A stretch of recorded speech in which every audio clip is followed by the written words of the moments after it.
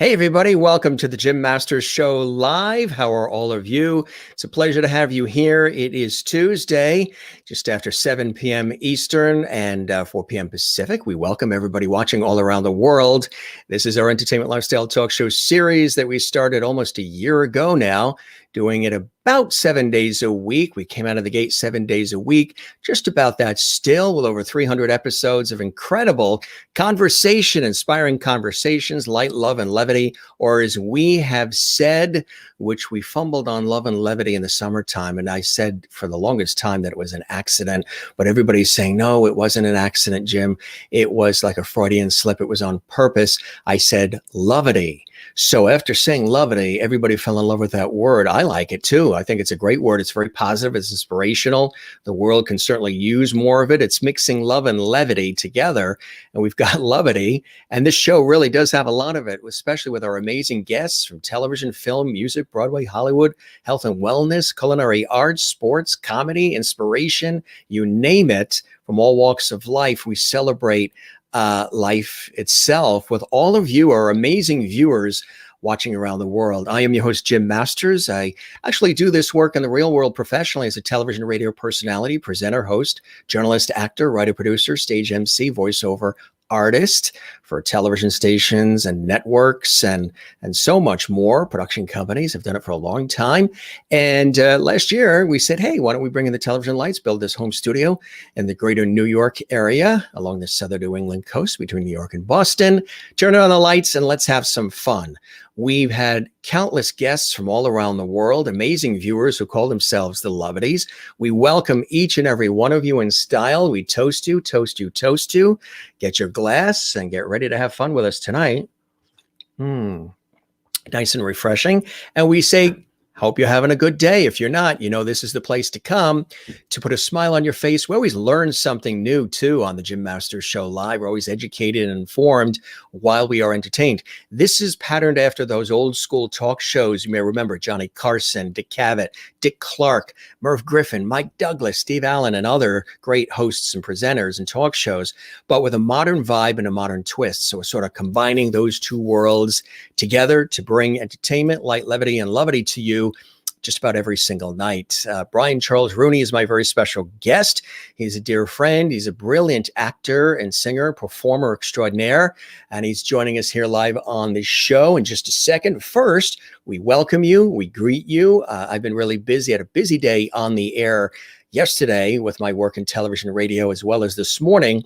So it's nice to be back with all of you again today. Let's take a look at some of the Lovity comments that are coming in here. Dante says, hello, all Lovities. Welcome to our Lovity Hall, hosted live by Mr. Lovity. Welcome, Brian. You are now a Lovity. I tell all the guests about the Lovity theme we have here on the Jim Masters Show Live. And let me tell you, every single guest loves it. They're like, my God, that's great. I love it. And I said, well, guess what? You're going to be met with quite the Lovity wave. People are going to be flooding you with levity, and they're going to call you a levity, and they're always like, bring it on. So Brian's all ready for the levity wave. Another amazing interview is happening and approaching. Sit tight, enjoy the show. That's right. We call these conversations, and we do host chats. We're going to be going more on location with our show as well. Remember, we did that in the early days of the show. We took the show on location. We've done foodie festival episodes. We did a whole Valentine's Day host chat, viewer chat episode, which was really popular. And just so many cool things we have that we're doing with this show as we continue to present these shows to you in the way that we do them, like a television show, not really like a stream or a podcast, though we are streaming online right now. We do it really in the fashion of a TV show, using some of my TV noggin.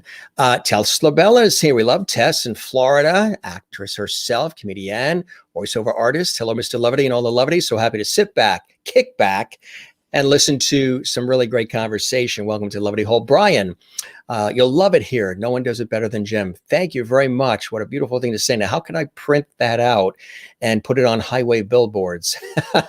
Thank you very much, Tess. And of course, we welcome you as well. And Tess, yeah, Mr. Loverty in the house, XOXO, right back at you, Tess. We love all of you as well. We love all our viewers. And Crystal is in Connecticut. She says, hi, Jim and everyone. Happy Tuesday. I hope you're having a fantastic day. Looking forward to an amazing show with inspiring conversation on Loverty. I love when you say that, Crystal, and you're so spot on. Maureen, actually, Crystal and I, we met each other when I was emceeing the Chicago, the band, one of their concerts for public television. And she was there in the audience, and she's followed me on TV, and then we met, and she's a very nice person. Love having her as a Loverty here on the Jim Masters Show live. Maureen is here, and oh, how I need this time in Loverty Hall with Jim and my Loverty family. Welcome, Brian. Can't wait for some great conversation. Perfect. Nice to have you with us. And I know you rush home. You're there towards the West Coast, and you're working in the medical field, and you rush home to make sure you don't miss our show, and we really appreciate that. Maureen, Kathy in Cleveland, Ohio. Kathy Short, good evening, Jim and our lovely family. It's nice to be back. Nice to see you, Kathy, as well. Amy is here. Hello, fellow Lovelies. Good to see you, Amy. Ann Wozniak is here. Hello, Jim and Lovelies. Hope everyone is having a terrific Tuesday. Good to see you as well. Ann, we love Ann. And Willie as well, watching from Holland, from the Netherlands. She's always with us. Hello, Jim and Lovelies. Nice we can be joined from the Jim Masters Show, our friend, right back at you. And then all of the Lovelies like to say hello to each other as well, which I think is cool. Linda is in Florida. Good evening, Jim and Mr. Loverty. Good evening, Lovelies. Good to see you in Florida, Linda. Nice to have you here. Juanita in South Africa. It's very hot here. Had a thunderstorm yesterday, which is uncommon for the Western Cape. Earlier this week, there was terrible hailstorms up country. Mother Nature is angry. It's getting nice here. It's sort of, from a meteorological standpoint, they already consider this spring, although on our calendar, we don't consider it spring, but meteorologists do treat this as spring already here, and we'll take it. We'll probably get maybe another snowstorm or two, but I think we're inching towards better weather. Last night, we had 60-mile-an-hour winds along the coast all night long, and it was like 18 degrees. So we'll take the warmer weather, however we can get it. Good to see you in South Africa, Juanita. Crystal Nolan, thank you for your kind words, Jim. My pleasure. Nice to have you here. Everybody's saying hello to each other. Hopefully we didn't miss anybody. Christine Clifton in North Carolina is here. Happy National Read Across America Day. Dr. Seuss Day, Jim.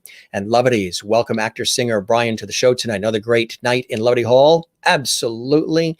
You got it. And Linda says, welcome, Brian, Nova Scotia, watching. Good to see you, Karen. Welcome, Brian, our newest Loverty here on the show. And we will check with the rest. If we missed any, we'll try to get some more in here. I think we've got Ann Harriskin. She's here. Haraxin, and I hope I say your name right. I always say Harriskin, but I think it's Haraxin, right? You're in beautiful SoCal, Southern California, and we love having you here. And thanks for joining us. Great profile photo, too. Mary Bishop in Florida is here. Good to see you, Mary. And Kathleen Walker is here as well. She's saying hello. Good to see you as well. Kathleen in New York City. Cheers from Willie. And again, hello, everyone. Hope you're having a wonderful day. You as well. Good to see everybody. Hope you're doing well. Post away. Subscribe to our YouTube channel, Jim Masters TV. If you haven't, that's Jim Masters TV on YouTube. We welcome everybody who's watching on YouTube. Let's see. Merlin in Canada. Yes, in Innerkip, Ontario. She says, hello, Jim and all Lovelies. Good to see you as well. Merlin, thanks for joining us as well. Karen in Nova Scotia, good Tuesday evening, Jim. And to all my awesome Lovely family, stay warm, everybody. We love having all of you here. And those of you who will be popping in later, those of you who will also be joining us in the archives, because we save all of these shows in the archives. Every episode, like 300 episodes, you can binge watch on our YouTube channel at Jim Masters TV. My special guest, great friend, Brian Charles Rooney. Amazing and a critically acclaimed performance that Entertainment Weekly has said ignited the stage. Brian Charles Rooney made his Broadway debut as Lucy Brown in the Threepenny Opera, the Roundabout Theater, co-starring Alan Cumming, Cyndi Lauper, Jim Dale, Nellie McKay, and Anne Gastier. You know, he was lauded by the New York Times for his performance and as Dion Salon in the hit off-Broadway musical Bedbugs. He won the New York Musical Festival's Outstanding Performance by a Lead Actor Award for his portrayal as Lee, Miss Blanche, and the new one-man musical, Miss Blanche Tells All, and it was featured in the recent concert presentation of the cult favorite When Pigs Fly, directed by Mark Waldrop, with costume designs by the legendary Bob Mackie. We've talked about him on the show, Bob Mackie. He appeared as the witch to critical acclaim in the recent off-Broadway production of Into the Woods, with out-of-the-box theatrics as well. He's won Connecticut Critics Circle Award for Best Male Actor in a Musical, and Candy Darling in Jacobs and Maggie Kate Coleman's musical Pop at the Yale Repertory Theater. Very familiar with them. And also co-starring Randy Harrison, directed by Mark Brokaw. And two other New York Musical Festival outstanding performances, Bedbugs, of course, Bayonets of Angst, and as well, the Fringe New York City or NYC Award for outstanding performance as Satan in the new rock musical Winner Take All, directed by John Carafa, and much more. We'll talk about it all. But first, let's welcome him live and direct from New York, our great friend, Brian Charles Rooney. Hey, Brian, how are you? And welcome to the show. Hi, Jim. How are you? Fantastic. Fantastic. It's good to see you, my friend. It's good to see you too. Smiling and staying sane, because I know as a performer and as somebody who wants to be amongst the people and feeding off that energy, it's been a little crazy. The last time you and I saw each other, believe it or not, we've seen each other, of course, at functions and other events, was at Birdland in New York City, and it was Merman's Apprentice and our other friends, Reva Sullivan, Clea Blackhurst, all were there. Anita Gillette was there. Stephen Cole was there. But there are you and I at Birdland, and that was a really, really fantastic night, wasn't it? It was fun. It was a lot of fun. A great cast of people. Yeah. Oh gosh. I love that shot. That's from a different show. From Broken Bride, a new musical that was done in the New York Musical Theater Festival, and I play another Satan character. It's not actually Satan, but it's kind of an Antichrist character. But there's a lot of comedy, and the fun thing about that particular number, I'm a good dancer when left to my own devices. And when you are in the business long enough, people come to know that. So I'm not hired for my danceability. But when it is required, I'm often now told, like, here are the 32 bars or the 16 bars, go ahead. And so I then am allowed, and in that case, I was allowed to fill it how I wanted. And so I got to watch what the choreographer had created, and then I kind of made up my own thing. And people after were like, you're such a good dancer. I didn't know that. And I'm like, yes, maybe, sure. But that show was so much fun. Remember when I said to you that somebody said there were some viewers said, "Oh, I hope he sings Music of the Night," and you said, "Jim, you want to hear it. You want to." Of course, I definitely do.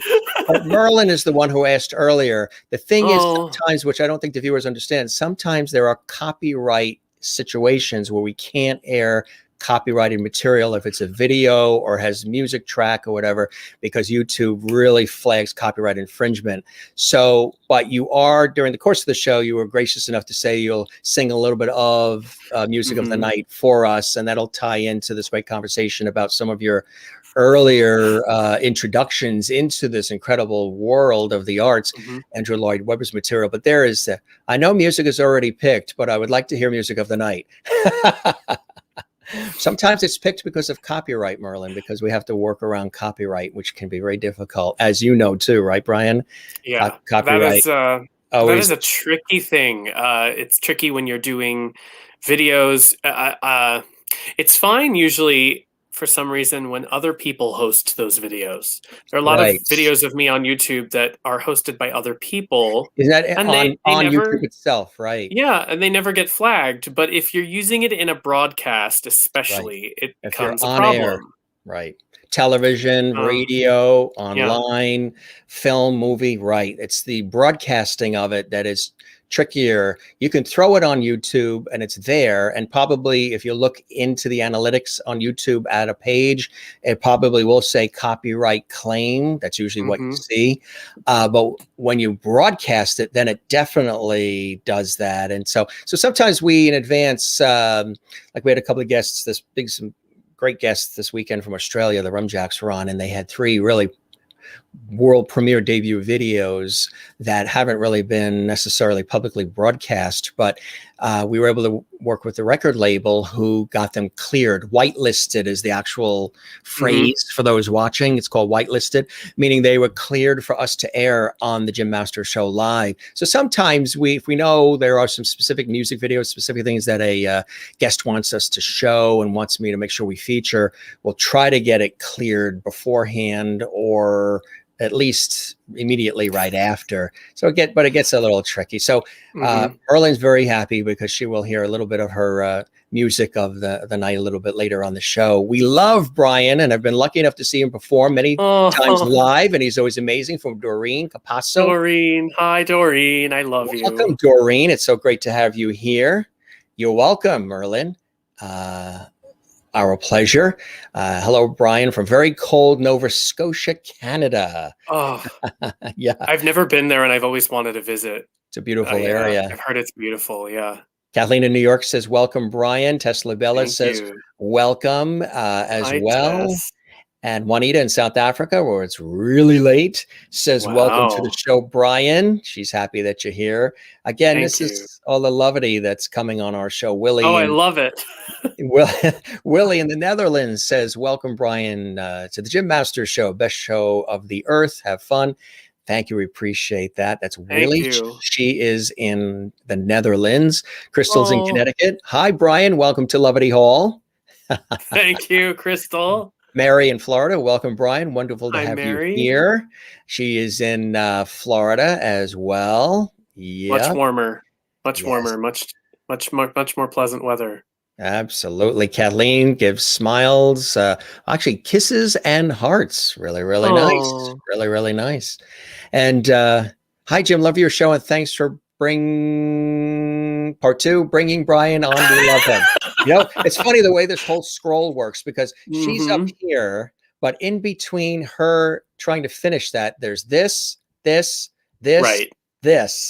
and then there she is. That's a good thing, though. That means there are a lot of people watching and participating. Yeah. I mean, because that's the thing. You could have people watching, but they might not be participating because they might be shy. And clearly, none of your fans are shy, which is a good thing. There's 1 or 2 here and there. It's amazing. Yeah, people will watch later in the archives. They can watch later in the archives, or they can watch live, but they don't have to comment. Some people think, oh, do I have to comment too? No, you can just watch and enjoy, sit back. But a lot of people love the live. You love live. I love live. I've done live TV and radio and everything. And it's just very tough to beat live. Maureen says, greetings, Brian, from warm and sunny Arizona. Oh, beautiful. Arizona. Amy says, welcome, Brian. Kathy in Cleveland says, welcome, Brian. Hello. Some good stuff here. Yes, very kind. Yes, nice levity. I love levity. I love kindness. When you were telling me about that, and you're saying it was kind of an error, and it's not an error. I mean, that's magic. When things go wrong, and you make something of that, that's the magic of live performance, of live interaction. I think that stuff like that lives forever, and that clearly this is going to live for a long time because it's something I think people really are hungry for.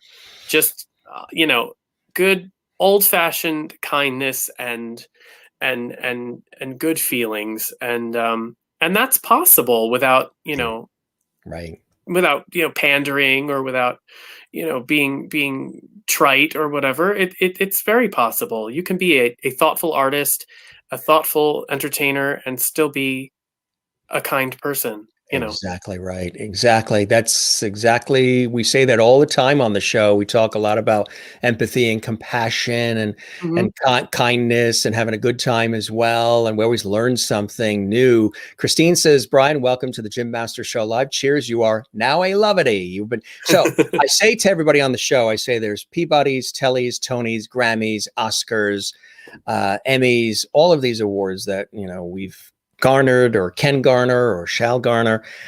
But when you get a Loveity on the Jim Masters Show live, Brian, I know this is like a pinnacle. Aren't your feet tingling? Everybody says their feet tingle and the hands tingle, right? I love it. I love it. It's wonderful. Brian is always kind and gracious. Then he's right here at home with all of us, Doreen, as are you. And of course, I know it because I know Brian. Merlin, no, we are not shy. In caps Excellent. with exclamation points. Good. Can't miss that. Thank you. No Merlin. one who comes to see a show of mine is a shy person. I mean, they might pretend they are, Yeah. but deep down, I think the people that follow what I do are probably, gutsy and ready to play and ready to go. and participate. Yeah, absolutely. Amy says the Loveity is a warm international hug from our viewers around the world. I agree. Beautifully said, Amy, who is a wonderful poet anyway. Karen in Nova Scotia, Jim is full of kindness and love and positivity, and it rubs off on all of us. Thank you very much. I really appreciate that, Karen. Maybe we don't even have to do a show. Let's just keep pouring on the Loveity. Brian and I will just keep bringing it on. You know what I mean? We'll sit back. Instead of us dishing the Loveity out, you guys continue to dish it to us. That would be very, very nice, right? What is it? The Loveity. We got to come up. That's love. We got to come up with a new one for Loveity. Merlin says we are proud being Loveties, and we are honored to have you guys as Loveties as well from all around the world. So Brian and I, again, last time was at wonderful Birdland. We had such a terrific time. It was really, really great. Yes. I have a clip here. I want to kick things off with a clip that's very, very cool. And it's like a medley. It's like an amalgamation of you doing extraordinary amounts of voices all in one fell swoop. Tell us about that a little bit. And you know the clip that it is. It's sort of that medley clip where you're there. And I think it's at, is it 54 Below where you're doing it? I think so. Yeah, I think this one is. It's been filmed a few times, but because it's always the best thing to do for a benefit, because it just hits all the right buttons and marks. But I did do it in my first solo show at 54 Below a couple of years ago, and it has kind of gone viral, if you will, which is a good thing because it makes people happy. I had seen a drag performer do the number kind of all in one voice, and it was very funny. And so I asked them, who did this? Who arranged this? And they told me, and I contacted that person, and I worked with them to kind of change it a little so that I could do it in as close to the original keys in the sections as I could, or at least, a fair approximation. And you'll see. A critic once described my voice as having multiple personality disorder, but that it wasn't a disorder. And I thought that was the greatest review I've ever had, because it acknowledged something that a lot of people in the business initially didn't know what to do with, and told me, you have to pick a lane, you have to stay in one place. And I'm like, that's not what I want to do. I like playing, I like transforming, and I like using the fact that I am a little strange here to my advantage, so that people can have a good time and have a good story. So that's probably a good enough setup for this. It's definitely an amalgamation of hits. Done all in one breath too. Well, not quite, but almost. There are sections that are. It's nuts. I've been saying, with these epic shows we do here on the Jim Master Show Live, some of these could be entered into the Guinness Book of Records for shows, but this might be just for the amount of, I think you and who else? Rich Little maybe can do it. Maybe. That's about it. Yeah. But Christina Bianco is close, but I don't know that she can venture into man the way I can venture into female, into woman. And that's not shade. I love her. I've worked with her many times, and she's incredible.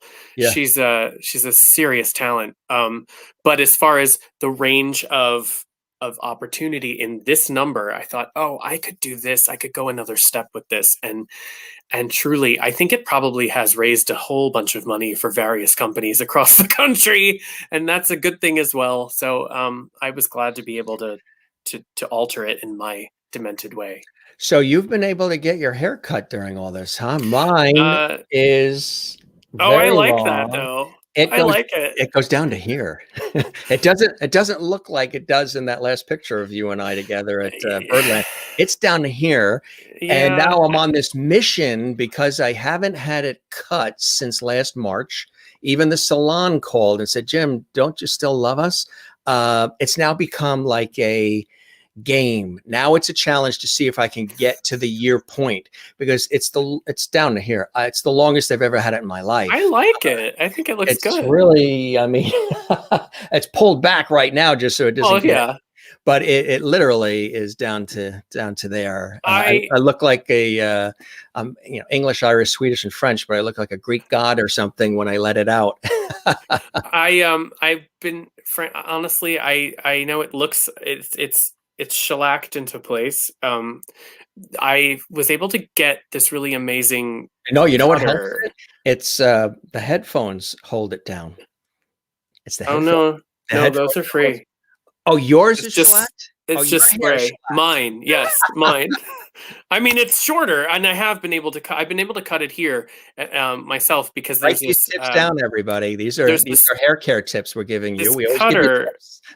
and it's amazing because it has it's like a buzzer, but you can put all these guards on it, and it does it at different lengths, and you learn trial and error. Which guard is right for which area, and it goes on your palm, so you can go in the back and you can go like Oh, this, wow. That's and cool. you can get the back, and then there are these guards that go around your neck where you can cut, or somebody can cut it for you.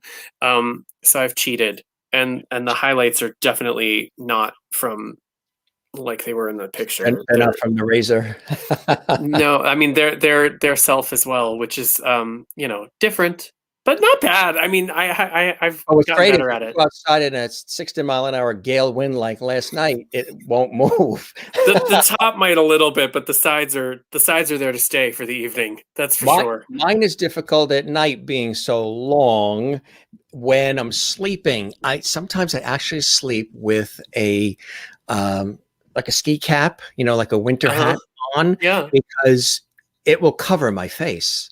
And I'm going, trying to blow it off. I'm like, what is this? Because I'm not used to it covering the face. So I'm hmm twisting and turning, and all of a sudden I feel all of this over the face. I'm like, what the heck is that? And it wakes me up. So I'll put like a cap on, like a winter hat or whatever. Sure. And what's really strange is I'll wake up, I'll turn around in the morning, look at the bed, and the cap is sitting there exactly where my head was positioned last on the bed. It's, Right. it's as if I just slipped out of the hat and the hat remained there. It's funny, That's but amazing. it helps keep it. So, but now the thing is and there's a couple of times I've had to do some, professional work where it needs to be a little more, Yeah. short, soft or whatever. Yeah. So I've done a couple of things where I have twisted it and hit it in a turtleneck. So Oh, sure. Yeah. straight on, you didn't know, pull it Yeah. back like this is now and is really pulled back. Or what's the other thing that I did? I did like three things to be able to do it where it doesn't look that long. But now the problem is I'm on this mission. It's like I've said on the show, when you get in the car and you're going to see the family in Florida and you're the driver, you're like, you just want to get there. It's like a challenge. How quickly hmm can we shave off an hour from last year? Can we shave off 2 hours? How quickly can we get there? And we're almost in South Carolina. Let's just keep going. No, but we're hungry. We want to go to. No, but we're almost. Let's get to the state line. It's because it's like a bucket check or something. So now Right. it's like that with this. Now it's kind of like, can we make it till April when it was last cut?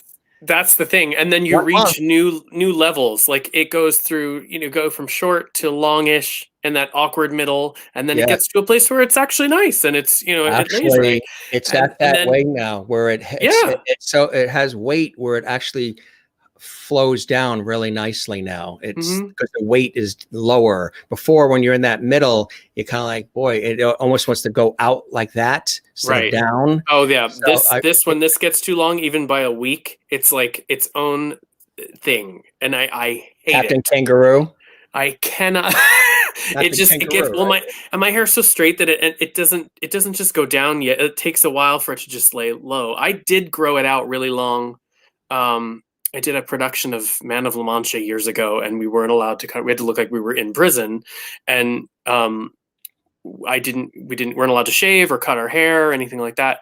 And then at the end, I was like, oh, I kind of like it because it got past the awful middle place, Yeah. and I kept it for a while, and it was down to kind of, right below the nape of my neck, well, maybe like 2 inches below that, and then that was about a year and a half, and then I cut it again, and I thought, I don't know if I can go back to that because I don't want to go through that phase, Yeah. which is awkward. It's if you're going to do it, and as each month went along, and again, this was probably the only time where I was able to ever do it, is in a pandemic situation where doing shows from home and some other limited studio stuff here, there, and everywhere. But literally, you're not out and about and on planes and flying all over the place to shoots and all these things and shows.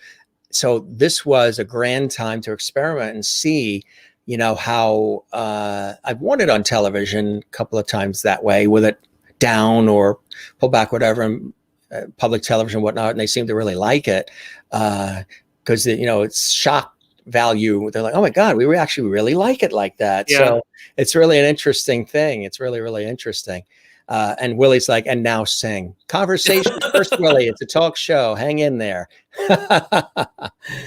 Karen Campbell Green. I love Jim's hair long. Thank you. Karen also says, your hair is lovely, Brian. Thank you. Karen remembers the turtleneck tails, where I had to tuck it into a turtleneck so it didn't look so long on a TV shoot recently. You guys are so adorable with your hair care tips. That's right. those are free of charge, folks.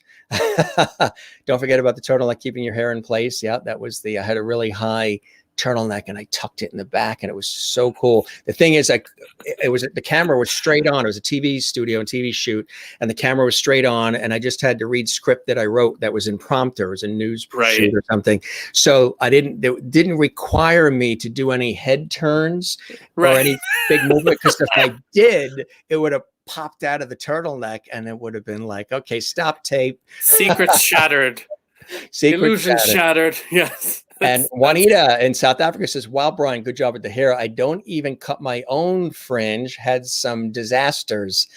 And she's got nice long hair. It's totally trial by error. So don't assume that there were not near disasters. I will say that the tool was actually really helpful, but you still I still needed to learn how to do it. But I'm ready to go back. I'm ready to go back to pay. I mean, it's nice saving the money. That's a good thing. Yeah. But I do like that process. I do like going and relaxing. I always leave in a good mood. Right. Yeah. Right. It's funny because my hair is always a topic of conversation, no matter what show I'm in. Everyone always makes a comment about my hair, and it's not something I spend a ton of time on. But people think I do. And there was even a point last year, I did a lot of regular shows at 54 Below, both self-produced and produced by people like Scott Siegel and Phil Jeffrey Bond. And there was someone on staff who I think didn't believe my hair was real. And one of the other people on staff who knew me forever. Yeah, I was like, it's not a piece. Like, are you kidding me? It's just cut well. And so I let them pull on it, and I was like, it's not glued on. It's not, because some of those are really well done. So would you say you have more now than there, right? I certainly do have a lot more now than there in the shot of us. Yeah. It's cut better there, but and colored better there, and there's better lighting, and it's pre-pandemic, and As I say, there's two BCs. There was before Christ and there was before COVID. Yeah. Well, yep. That's it. So BC. Let's take a look at that clip now that we've got everybody in a light mood to talking about our hair tips here. But you know what it is. I'm on this challenge now. I'm so close to the year point. April. I think it's the end of April, which is what, 6 weeks more, maybe. Not long. Yeah. To reach that year point, and then I'll see what I go, because mine, like yours, changes. Mine changes style and shape and all of it, and a lot of times we have to do that because of the projects we're in, right? I know the television projects I'm in and stage things where You know, you got to change the style. I changed my style. I changed my look. You can even watch this show nightly, and sometimes it's pulled back like this. Sometimes it's full. Sometimes I've got a hat. Sometimes it's this way. Lighter, darker, whatever. It's how you feel. I mean, feel. I am more beholden to a design usually. Right. If it's my own show, I'm not. But if it's something I'm in, and often I'm wigged because I play women a lot and weird, creatures. So there's either some kind of helmet or some kind of wig. And that's actually kind of nice because then I don't have to worry. But the prep for that is, we have proof of that. There you go. Yep. The prep for that is actually? That's amazing. That's from Miss Blanche Tells It All, and I start out with just the foundation and the contouring, which I did backstage, and then on stage through the show, he gets a little more ready as he goes, and by the end, he becomes Blanche, and I had to do on stage. I had put on the dress, the shawl, the gloves, the wig, the jewelry, and the lipstick, the eyeshadow. The mink, the mink, definitely the blush, and then I think there was glitter on the eyeshadow as well. So that was, and it was all done at like a desk. And in the song, they had intended it to be him kind of putting the finishing touches on during this one song. And I said, can we throw in, just musical vamps, between verses, and the director initially was like, that's not gonna work, they're gonna hate that, it's gonna be boring. I'm like, no, it's not. You look at YouTube and see how many people watch people put on makeup for hours. I said, this will be people who quit their jobs and they have a video that's like a minute long doing makeup on the edge of their bed on Instagram or TikTok. And they're getting book deals and movie deals, and it's like, what? I think we're gonna. It's my next episode next week, folks. We're going to be doing makeup and hair, and I'm going to eat a bowl of cereal in front of you, and you're going to listen to the crunch, so we get a little ASMR in there. Oh God, yes. Hear me go crunch, crunch, crunch. We'll go viral as you sit and watch me eat a bowl of Cheerios while you do makeup. I mean, it's like, you know who's saying goth clown eating makeup, or not eating makeup. You could eat makeup, and that would be even more, You know who's saying the world has gone mad? Our friend George Burns. The world has gone mad, he says. I grew up with with his movies would be on repeat on HBO. Have they played God? Yeah, yeah. George and Gracie. There was one where it was a girl.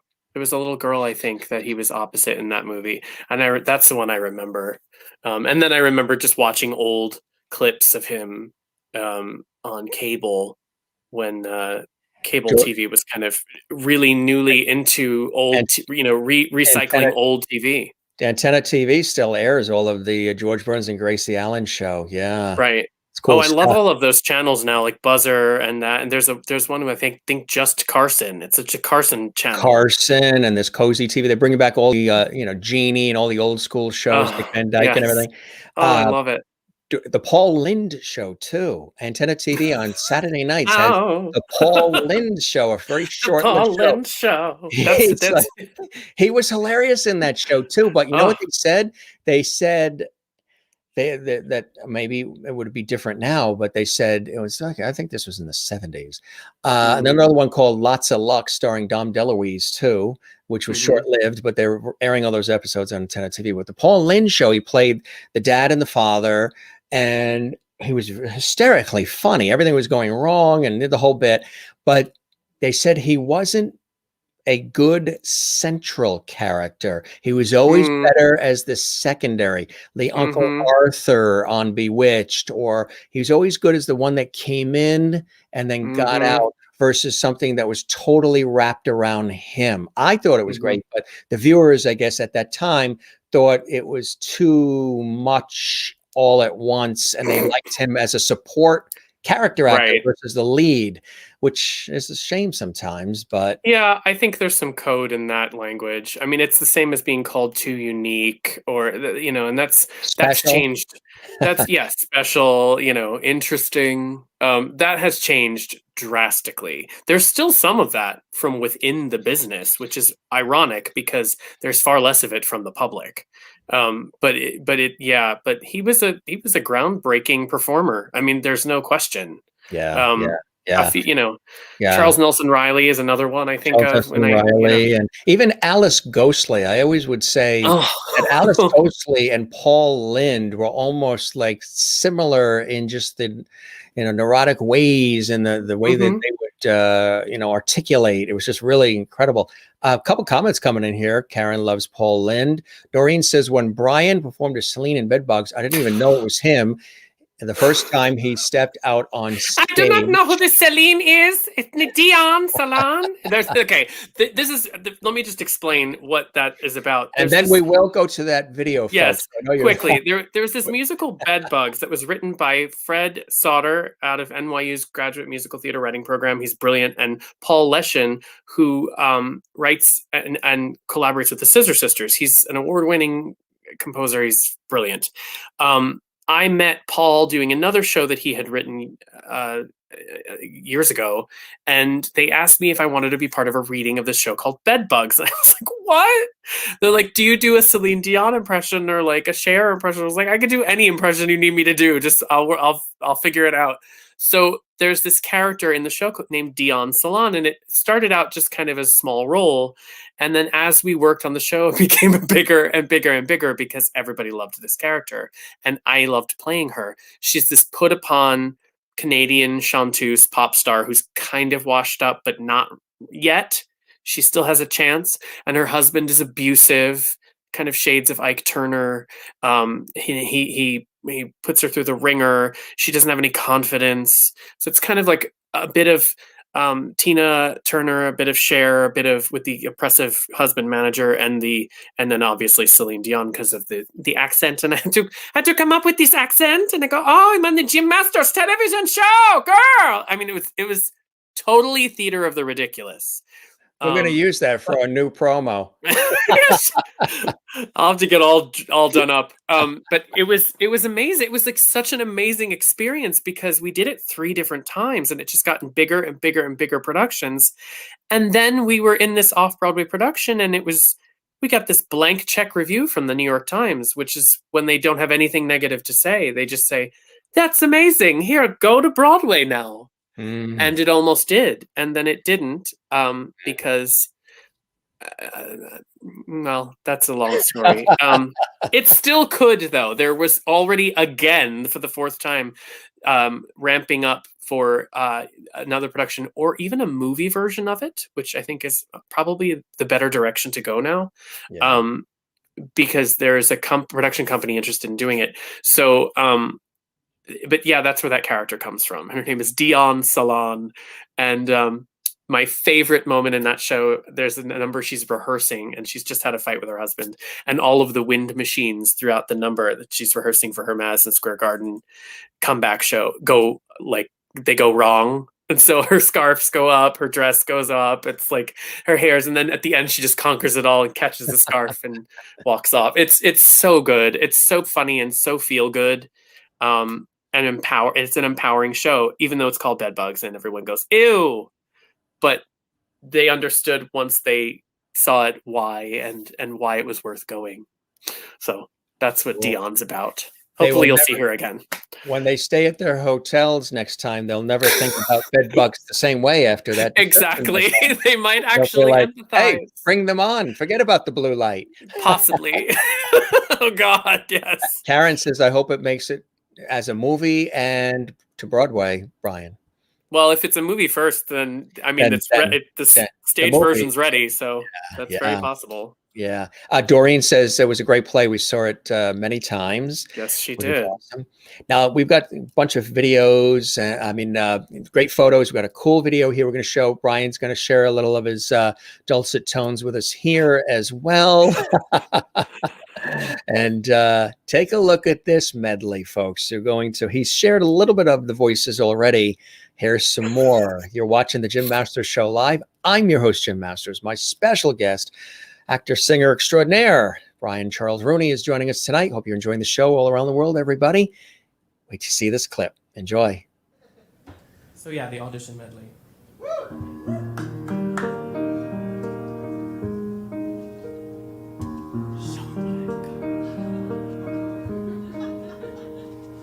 And now I'm all alone again, nowhere to run, no one to go to. Without a hope, without a friend, without a face to say hello. Charlie, well, hello. Charlie, it's so nice to have you back where you belong. Longing to tell you, but afraid and shy. I confess that I'm shy. Though some people I know might deny it. At bottom I'm quiet and I'm just a girl who can't say no one here to guide you. Now you're on your own, pretending he's beside me. All alone, I walk with him. And when the sun in the morning, I'm alone in the evening. I'm called little buttercup, sweet little buttercup. Though I could never tell why God, why today? I could have danced all night. I could have danced all night and still have begged for Nothing, I'm feeling nothing except the feeling that this bullshit was more real. I just met a girl named Maria and suddenly sing more. He's never beside me in a reverie and a dinner. The truth is I never felt like this. For once I'm lost for words. Ooh, wandering on. If such poor love as thine can help me find true peace of mind, then take me. The street lamp dies, another night is over, another day is dawning. Touch me, I wanna be dirty. Thrill me, show me, fulfill me. Creature of the Nighttime sharpens, heightens each sensation. I don't steal and I don't lie, but I can feel and I can cry. In fact, I'll bet you never knew. But please promise me that sometimes you will think.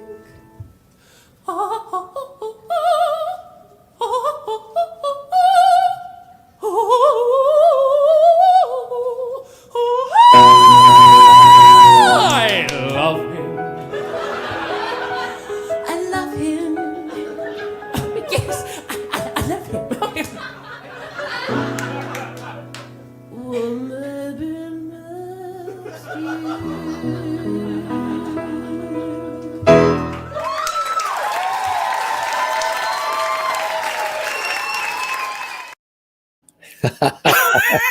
A toast to you Thank and you. the other 30 people within you. We've added at the end where it goes, well, maybe next, and that's Bernadette Peters. Well, maybe next year. And then the piano goes dun dun dun dun dun, dun ah, from Wicked, which always just drives it home even more, and people lose their minds, which is really great. Want to show you some of the feedback. Musical manipulation. Oh, yeah, absolutely. Anna Velova, who is an acclaimed soprano, dear friend of mine. She was a guest Friday. We had an epic episode with her. Oh, I did. I saw some of that, actually. Yes. Oh, my gosh. She goes, wow, what a professional voice control, switching from one character to the other. Beautifully done. Thank you. Hey, Anna, my friend, good to see you. And we had a wonderful time when you were on the show Friday. Oh, beautiful. Yeah. Anna's episode, it's on our YouTube channel. She sang for us, and she just is an amazing friend. So yeah, she's tipping her hat to you with the ability to have such great professional voice control. And I tip it too, because I've done a ton of voiceover work and announcing and all kinds of character work. And yeah, to be able to do that in that venue too, like that, it's fantastic. Bravo from Doreen, clap from Karen and Crystal. Thank you all. Willie in Holland and Kathleen in New York City. Juanita in South Africa saying, goodness, amazing. LOL, I love it, from Merlin in Ontario, Canada. Mary Bishop, Florida, fabulous, fantastic, wonderful. And last but not least, awesome. And Karen, see you in person. I'd laugh so much. Absolutely. Oh, I'd love that. Got to come to New York from Nova Scotia, my friend Karen. Yes. This is a great performance. Austin Field saying that. Thank you, Austin. We appreciate that. Loving it. And Willie saying, ha, ha, ha, she's loving it. And let's see. And that is Broadway in a nutshell. Absolutely. Yes. Yeah, I mean, amazing performance. Awesome. Makes my heart smile. Oh, that's the point. I mean, that when you hear it, I mean, all of these comments, that's the point. What else? Why other, other than raising money for a charity, to do this type of thing, it's super fulfilling for me. It's nice when people clap and all of that, but the clapping at this point for me, and I remember when it changed. I remember I was playing Booth and Assassins, which is kind of a random tangent, but I remember every night I'd always, I hope I get a lot of clapping. I hope they liked it. And I remember at the end, it was like, I could not wait to get out of there. I didn't care that they were clapping. It was because the process of it and the whole experience of playing the person was over. So it was actually a giant low. Right. But with stuff like concert work, it's different because it's purely about entertaining the people that have come to see you. And my shows usually have a message. They usually have something, there are a few things that people might learn. But it's really about telling funny stories, making people have a good time and forget their troubles, and potentially, have them leave thinking something new. So that number is not, it is not a comment on society. It is not it is not something woven together for anything but happiness. And that may sound silly to some, but I have seen the effect, and it is really beautiful. And I am lucky that I can do it. And I'm lucky that people ask me to do it. And so I'm just grateful that you all love it. So thank you. You're very welcome, my friend. And I've seen it in person. So I know that you know how to knock it out of the park. Absolutely. And you enjoy it all too. And there's a lot of, there's always a lot of preparation too. Sometimes we forget about all the preparation that goes into all these things that we all do. But to make it, we talked about this a lot on the show with guests, that the key is to make it look effortless and easy and smooth. But, because we want to enlighten and inspire and entertain and inform others who are watching, who are consuming it. But all the work and rehearsal and practice and perfection, perfecting it all, fine tuning and tweaking can be, and a lot of sacrifice, blood, sweat, and tears can be extraordinary, right? Yeah. I mean, the more I do something, the better it gets, because I get to have more and more fun with it. Even if it's something serious, even if I'm crying or if it's tragic, it's still fun. Right. In and of it, in as a whole. And the more that it is prepared, the more fun it is, because the more in the moment you are, which means the more connected you are to people watching. And that's what matters. The vulnerability is only as available as the preparation is. I don't know if I'm saying that well, but you're only as vulnerable as you are prepared. And that's the power in any live performance. I think people who are willing to be extremely vulnerable, doing something like it's the last time they'll ever do it, that's what people respond to. I think when they see star quality or presence, it's that complete vulnerability. Yeah. I love that. I love being able to play with that. What also makes the performance or performer or whatever any of us do in our given careers, relatable because Mm-hmm. people want to connect with things and they want to Yeah. find the little elements of themselves in the things that they are investing their time or money or emotion in. So they look for the nuggets to see where they can connect on, because it reminds them either of their family member, their partner, spouse, loved ones, or even looking in the mirror themselves, right? Sure. Yeah. I think that's why I like comedy so much, because it's disarming and you can It actually is. stay quite a bit with it. You can either just, you can just entertain, or you can actually tell a story that might be important socially or, or emotionally to people. And when you disarm people and you invite them to laugh, you invite them to, participate. And that to me is what theater's all about. You don't want them to just be sitting there, eating That's so candy. right. That's Yeah. TV and that's at home. And there is an Right. absolute necessity and place for that. I thank God, because if there weren't that, what would we have been doing for the past 8 months, 9 months, whatever it's been, 10 months? But going to an actual location where people are telling that story, it doesn't matter if you go 8 times in a row. There's always going to be a difference, because that audience is different every night. And that is a huge part of the story.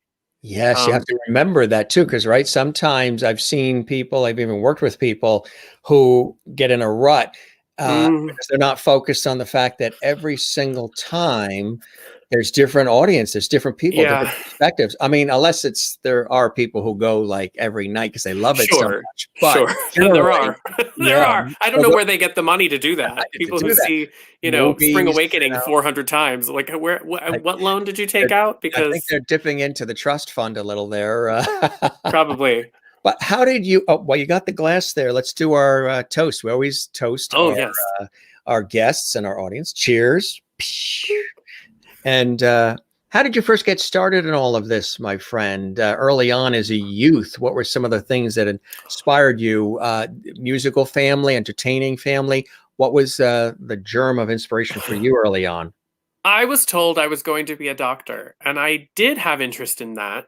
I like the way you But said it. I was told I was going to be a doctor. mhm. I did have interest in it. I did study it. It was my other focus in school. Um, but I started doing plays in high school. We weren't allowed to do musicals because, according to the person who ran the drama club, singing wasn't acting, which I think is a complete lie. True, it Um, is. Yeah. it's a total lie. Any pop singer is acting. Like, anyone who Right. sings a song is telling you a story. Exactly. So I didn't do a musical until college, and it was playing Charlie in Merrily We Roll Along, which is probably one of the most difficult roles to play because it has some of the most difficult songs to sing.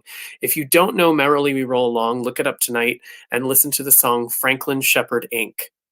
And then imagine a kid who doesn't know how to read music yet and who has only done mostly plays in British dialect, trying to do that song with an orchestra for the first time. I mean, it was insane, but it was baptism by fire. But it was probably one of the reasons I stuck with it, because it was such an amazing challenge, and it went well, and I had a beautiful experience. And that show for a young person is particularly special too. But I look back at movies like Clue. That's probably one of the bigger influences. The cast of that movie, actors doing kind of theater of the ridiculous on film. Um, oh gosh, I'm of course not remembering anybody's names. Yeah. But Madeline Kahn, like, I mean, Yeah. growing up and seeing her on Sesame Street, and then seeing her in Clue and various other movies, and Bernadette Peters, and well, she wasn't in Clue, but like seeing her in Annie or anything. Did you ever see that clip from The Tonight Show with Johnny Carson? I think it's on YouTube or the Carson collection of The Tonight Show or something. You know, Madeline Kahn, of course, who we lost way too soon. Yeah. With her deadpan dry, quick wit to could just deliver a line in such a dry way. Oh, There's so just good. with that unique sound to her voice and everything. So Johnny on the Tonight Show is interviewing her, Johnny Carson, and they were talking about, I don't know if they were talking about a movie role or they were talking about something, but they got on to the conversation and topic of athletics and specifically sports. And I'm sort of paraphrasing here, not exactly, but she had the audience with the deadpan look in stitches with her answer. And it is very funny just the way she said it. I love Double Entendre and Match Game with Gene Rayburn. And you mentioned Charles Nelson Riley and Brett Summers and yeah, I spent most of quarantine watching that show. That's not a lie. That's game show to serve you here. It is a study in intelligence. Like those people were so smart, witty and quick, and the double entendre was flying through the air. So Carson asks on the Tonight Show, Madeline Kahn, they were talking about athletics and talking about sports and what have you, and it could have been tied to a role or something. And he says to her, Madeline, do you not like athletics? Do you not like sports? And she goes, no, because I don't like balls coming towards me. And of course he was dry and innocent, but not at all. Carson with his wit and his roll of eyes, and the audience erupted, and it was just like, and she was deadpan about it, and you're like, it was classic television. Oh, it's so good. But to be able to say that, she was a genius. Tim Curry, obviously from Clue and Rocky Horror, huge influence. Christopher Lloyd, Martin Mull, those people, Leslie Ann Warren. I mean, like those people and had brilliant careers, still do, and their timing and their honesty. I mean, those are the people that I watched and learned from. And then, as time went on, like people like Catherine O'Hara, who's like one of incredible genius.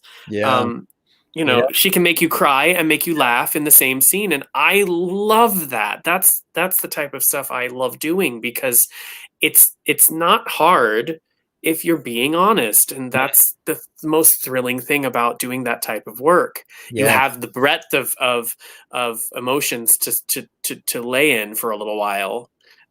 Where in serious drama you don't really, because they kind of shy away from comedy, and it's not, it's messier, and I think people say, oh, drama's harder, and I'm like, I don't think so. It's a lot of people say comedy is. I think it's much harder, but it's more musical, so I take to it, I think, more naturally. And it's your personality, I'm sure, too. I mean, I mean, straight drama, if it's a villain, sure. That I love. Or someone crazy, something broken. I never liked playing the hero or the like youthful innocent. I mean, that would be a good example of not playing the hero. So tell us what we're seeing here. As the Trunchbull in Matilda, and I did a slightly more glammed up version of her because of my body of work, and I had never played up until that point a woman who was not who was more handsome than beautiful and glamorous, let's say. This role was so much fun because I got to work with a whole bunch of really smart kids, and there's no baggage. Right. Actually, the adults were all great too. Like this was a great cast. Those kids, like that boy was very new to theater and was there from the moment we went. Like I got right in his face and he was right there with me and he did not break my eyes. And afterwards I was like, I love you. I would do shows with you for the rest of my life if I could. Which is cool because normally a kid would start laughing or snickering because you're looking right at him. Yeah. These kids, he and a few others, you could tell, I hope they stick with this because and they train and they do it, for real, because you can tell who really loves doing it, and there are other people that are talented that can do it, but you can tell maybe they don't want to do it or they're just doing it for fun, and that's fine. or their parents, are pushing them in that direction. But it's you can tell when you meet a kid who's, even if they're new, you can tell that's where they should be, and it's so great. Oh, this oh god. Speaking of great, huh? This show, it was called Bayonets of Angst, and then it was called The Uncivil War, and then it was called Uncivil, and we were scheduled to do our cast album for it in April of last year, and then do the pre-Broadway workshop in September, and neither of those things happened because of COVID. This show had me as Mary Todd Lincoln on my knees in a hoop skirt, and General McClellan, who was on the Union side during the Civil War, but was fired because he had brilliant plans, but he couldn't figure out how to execute them and communicate to the soldiers how to go about executing his plans. And so he and Lincoln were constantly fighting, and he tried to primary Lincoln during the war. So J. Robert Spencer, Tony nominee from Jersey Boys and Next to Normal, played Lincoln. Mitch Jarvis from the musical about rock in the 80s, Rock of Ages. Rock of Ages, yes. Matter of fact, Joey Calveri from Rock of Ages is with us tomorrow night. Oh, he's awesome. Yeah, he'll be with us tomorrow night. He's great. I love his voice. Mitch played General Grant. It's a show. It's had different incarnations. It originated with this version where we were all these ancient old men who get together every year to reenact the Civil War. And you don't know how old they are, but you start to get a clue that they've been there since the Civil War and they were actually there. And you're like, why aren't they dead? And it's clearly ridiculous, and it's not real, but they act out these scenes, and it's hilarious. And now it's kind of moved into more of a Spamalot type conceit where the old men are gone. And it's just the retelling of the Civil War, where you're seeing the dirt kind of, and the main point of it is, what is the legacy that you leave behind? What is the legacy of war? Is it ever worth it, really? And it's brilliant. Steve Bebout is directing it. He worked on Spamalot and Something's Rotten, and producers of one of those shows are attached to it. So hopefully, once a show is ready to go, if the money disappears, it's like starting from scratch. And really COVID has really decimated a lot of the trajectories of these shows that were ready to go. I know. And now it's just going to be a battle over who can get what theater and which theater has the right filtration system. That's exactly right. Yeah. This is me being Dirty Gothic punk rocker in New York, in downtown New York City. I have a very interesting relationship with the downtown rock and drag scene. I do theater, but then I'm like the guy who comes and like darkens up for the clothing and the makeup for that scene too, and I love it. It's so freeing, and the audiences for these type of shows are insane. They pack these places. The very passionate room, and Joe's Pub, and the cutting room is a huge fun. There used to be a few on Canal Street, the Canal Room, which is closed now, but they're Le Poisson Rouge, that's another one. They pack these people in, and it's so thrilling. It's basically akin to being in a Broadway show. Like you feel that thrill. And it is pure fun. There is no, if something goes, there is no going wrong, because it doesn't matter. Whatever flows, make it work. Exactly. Makes it happen. Yeah. There's another cool. Oh, that's with Jessica Vosk, who's probably one of the best Elphabas there ever was. We were doing a show called If It Only Lasts a Minute at 54 Below, where we did songs from musicals that I think were only open a day or two. And so there's this one song where I'm playing someone who's in love with her and trying to woo her with Valentine gifts. And I just went and bought like everything I could find and told her, I'll surprise you, just react. And she was like, great. And we did it. It was really fun. It was controlled chaos. Controlled Chaos is some of the best. Photo taken by, of course, Steven Sarkarf, who's another talented photographer, is always on the scene for so many incredible events. Here's another shot. He always makes me look nice. Oh, Oh God, that's Bob Mackey at our press junket for When Pigs Fly, which was to open at the that theater on 42nd Street where the Fiddler production happened. Hmm. Um, Yeah. we were 5 days from our first preview. We had been running the show in the studio for almost 2 weeks. We were way ahead of schedule. Bob, I had 30 fittings with Bob myself. He treated me like royalty, and he had seen some other shows I had been in, which shocked me. And so he would ask my opinion because there was a lot of drag. He's like, "How do you feel?" I'm like, "I don't need to. You don't need to ask me. You've already done all of the things that normally I'm going. Okay, the shoulders need to be here, not here, and the V needs to be here, not here, because you're trying to create an illusion with the fabric." And it was just I had such a good time with him. He is Oh so yeah. down to earth and so Yeah. kind and so fun. And responsible for so much. And Oh remember when he created that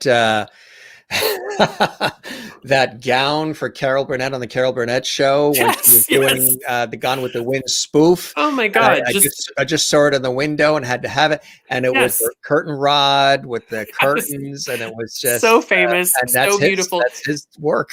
Well, and he tells it. It's kind of a he's kind of a brilliant drag artist. In that he tells a story with the garments. You don't need to think about it for more than a second, and that's what this show was full of. Beautiful things, beautiful and funny, which is hard to do. It's Yeah. hard to make people to go and then start to laugh And then because start they to think laugh. they're not laughing because it's stupid. They're laughing because it's hilarious and smart, but it's also gorgeous. And he's Mm. brilliant at that. And it made me angry that we couldn't do the show. The producer didn't capitalize. There was a law in New York changed a few years ago, and this has happened now with our show, a show called Nerds and a show called Rebecca, where you used to have be fully capitalized, and you couldn't use any of your investor money until after the first performance. And in this case, that was not done, and they lost. The producer lost the theater because he couldn't pay the bill, Mm. and we had pre-sales, and it was going to be a big deal, and we ended up being asked by the Actors Fund to do a one-night performance of it. So we got to use most of the set pieces and do the entire show that we had been working on for 4 weeks, 4.5 weeks. And Dennis Jones choreographed it. He's a brilliant Broadway choreographer. Mark Waldrop directed it, and he had directed the original and co-wrote it. He was brilliant to work with. But we got to do it for one night, and I will say this, I'm not good at bragging I'm not good at complimenting myself. I am good at comedy. I know how to deal with an audience. I know how to serve an audience. I know how to steal a show. This was a new level.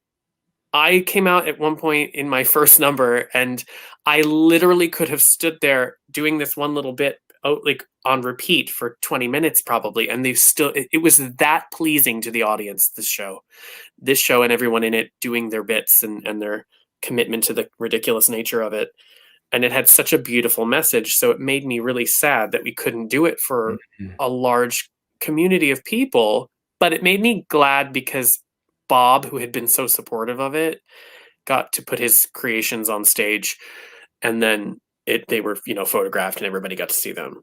And then he did the Cher show and it was fine. Yeah, So it was, and he'll survive. What But what a follow up, huh? The Cher show. Jeez. yeah. So that was a great experience, but a sad one. A great cast, a great team, and but a hard show.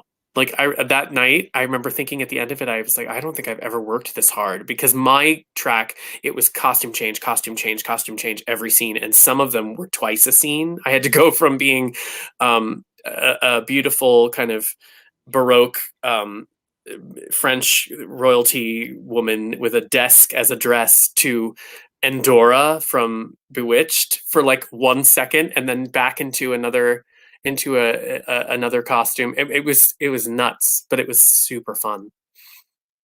Did you have to say "der" word at all since you were in Dora? Yes. I forget the actual line, but there's a song about it's him singing the song, and you don't realize it till the end, and then she appears and she goes, "Oh, mortals, you idiot, Durwood," and then she disappears. It's great. It's really funny, but the costume was like a perfect recreation. It was amazing. That is amazing. And yeah, when you can so beautiful. transform, absolutely. It's another great shot here. That's another one from that on Civil War. Yeah. Beautifully wrought set design. Very simple but very effective, with like wood slats and very vaudeville. So like everything, it was a circle. So we would come out one side and go back the other, and the pieces would come out and go back, you know, in a circle, and kind of that wood wall was the curtain, so to speak. Very cool. That's our bow in one of the many productions of Bedbugs. I'm in the gold dress next to the woman I'm the conspicuously tall woman. Unbelievable, huh? How long did it take to get ready for that? I mean, as far as hair, makeup, costuming, the whole thing. I was always there about an hour and a half earlier than everyone else. Yeah. It cut it down to an hour before half-hour call. Sometimes a little less, because it was fortunately pretty naturalistic makeup, and I was even thinner then. So it was, the thinner I am, and the easier it is. Mm-hmm. But yeah, the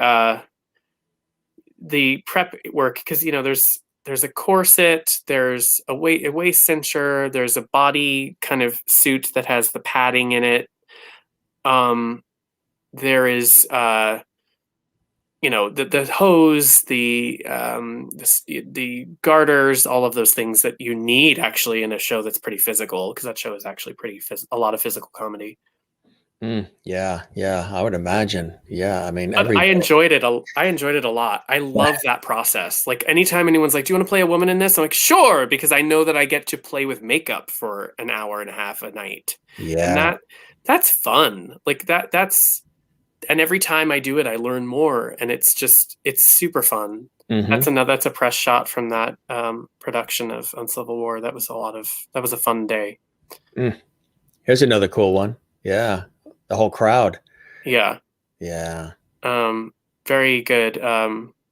Very good cast. Oh gosh. I hope that show survives the pandemic, because it's hilarious. It's timely. Is there talk of it? How are they handling as far as what to do with it next? It's all on hold. And it just depends on the investor money holding, and availability of everybody, and because that's another thing.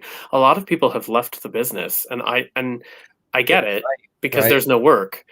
But I think some people have thought, is this what I still want to do? And some people have moved away and are coming back, or holding 2 feet in one place. And I think it's hard not to ask those questions when there is no work, and you have to go, do I want to jump back into this rat race? And are things going to be different? Have you ever doubted any of that for yourself during all this? I have, only when I was working on education stuff in New York City. I was approached by some people to run for office, and I was able to kind of help get money for refurbishment of a gym in one of the public schools, and I found the whole process and the whole world of that very exciting, empowering. And I thought, oh, I'm able to do something with my brain and my personality and my resourcefulness, like I do in my work as a performer, but I can have an even greater effect on people in a positive way if I can accomplish these tasks. Like if I can go to a congressperson and say, we need $150,000 for this gym, and they say, I don't know if I can do it. And you say, well, how about I get you this, or this person to do this favor for you, or how about I ask this person to help you out with this cause, and they say, okay, well, I can ask this favor, and then it gets done. That blew my mind. Like to be able to get stuff like that done, to see those kind of doors open was magical. But that was the only time. And I don't know that means I would have had to leave performing forever. But no, I don't. I've stuck it out this long. I'm not going anywhere. He's here on the Jim Master Show live, and soon in a theater near you, right? Hopefully. I hope Fingers so. and toes, Fingers and toes crossed. What have you been doing to stay connected, creative, and sane through all this? It's funny. I was having a conversation with a director friend of mine, my friend Steve Wargo, who's also a writer, and we were talking about how the pandemic has affected people creatively, whether it has made people more creative or not. Or maybe suck the energy out of them. Yeah. Yeah. And I will admit that it has been that for me. I'm clearly more creative and more energized the more busy I am and the more I am interacting with other artists. Yeah. So the fact that I have been completely disengaged, and I had a full year of work booked. I went from and I've had everybody very busy. It was supposed to be a big year. Yeah. Yes. I mean, I've had busy years, but this was like literally one show to the next with no day off, which you think in theory is a good thing, and it's not. You need the day or two free. But to have all of these great things suddenly gone, it's like, what do you do, and how long is this going to last? And there was a point where I enjoyed it. I liked having the break. I liked being free from the pressure. I think a lot of different people in different industries probably felt A that. number of people have been saying that they've missed it, but they've been saying things like, well, gee, I don't know any other time in my life when I've been able to actually have time to breathe, think, catch up on other things that have always been pushed aside, things that they either wanted to do, things domestic, in their homes, or relationships with family and friends, more time spent, more connection in that way. A number of people have been saying that there's this split between missing the engagement with people, no matter what they do for a living or what their career is, but especially those who are in the performance end of things, and then having time to actually breathe and, go through and rewind a little bit and sort of filter things out and appreciate certain things that have happened in their lives, and then sort of reposition and, okay, let's see what we're going to do next and what's going to be the next chapter as we pivot. It's sort of like a seesaw of emotion, isn't it?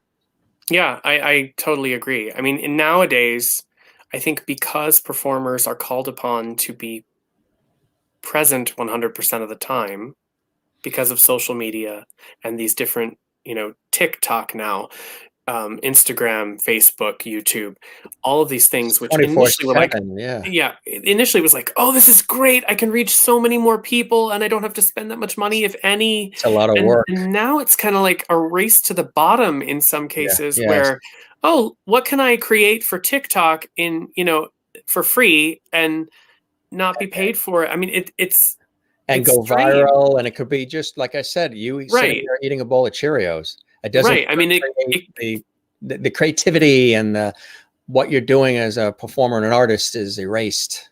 Yeah, there's not a lot of integrity as far as telling a story. It's about what can I do to attract attention, which is fine, and make people laugh or make people shocked, but it's momentary. And I don't know what that is. That seems to be birthed out of this. It's the whole social media kind of disposable culture. I really hope that the pandemic, I don't know if it has, because everyone's been so reliant on social media for emotional connection. But I kind of hope that people realize that the ephemeral nature of what we create, what we do on social media, sometimes isn't worth the effort. Something like this where people are engaged and people are watching and people get to hear us talk. And I mean, for me, it's a privilege, but it's also human beings doing something for more than a few seconds.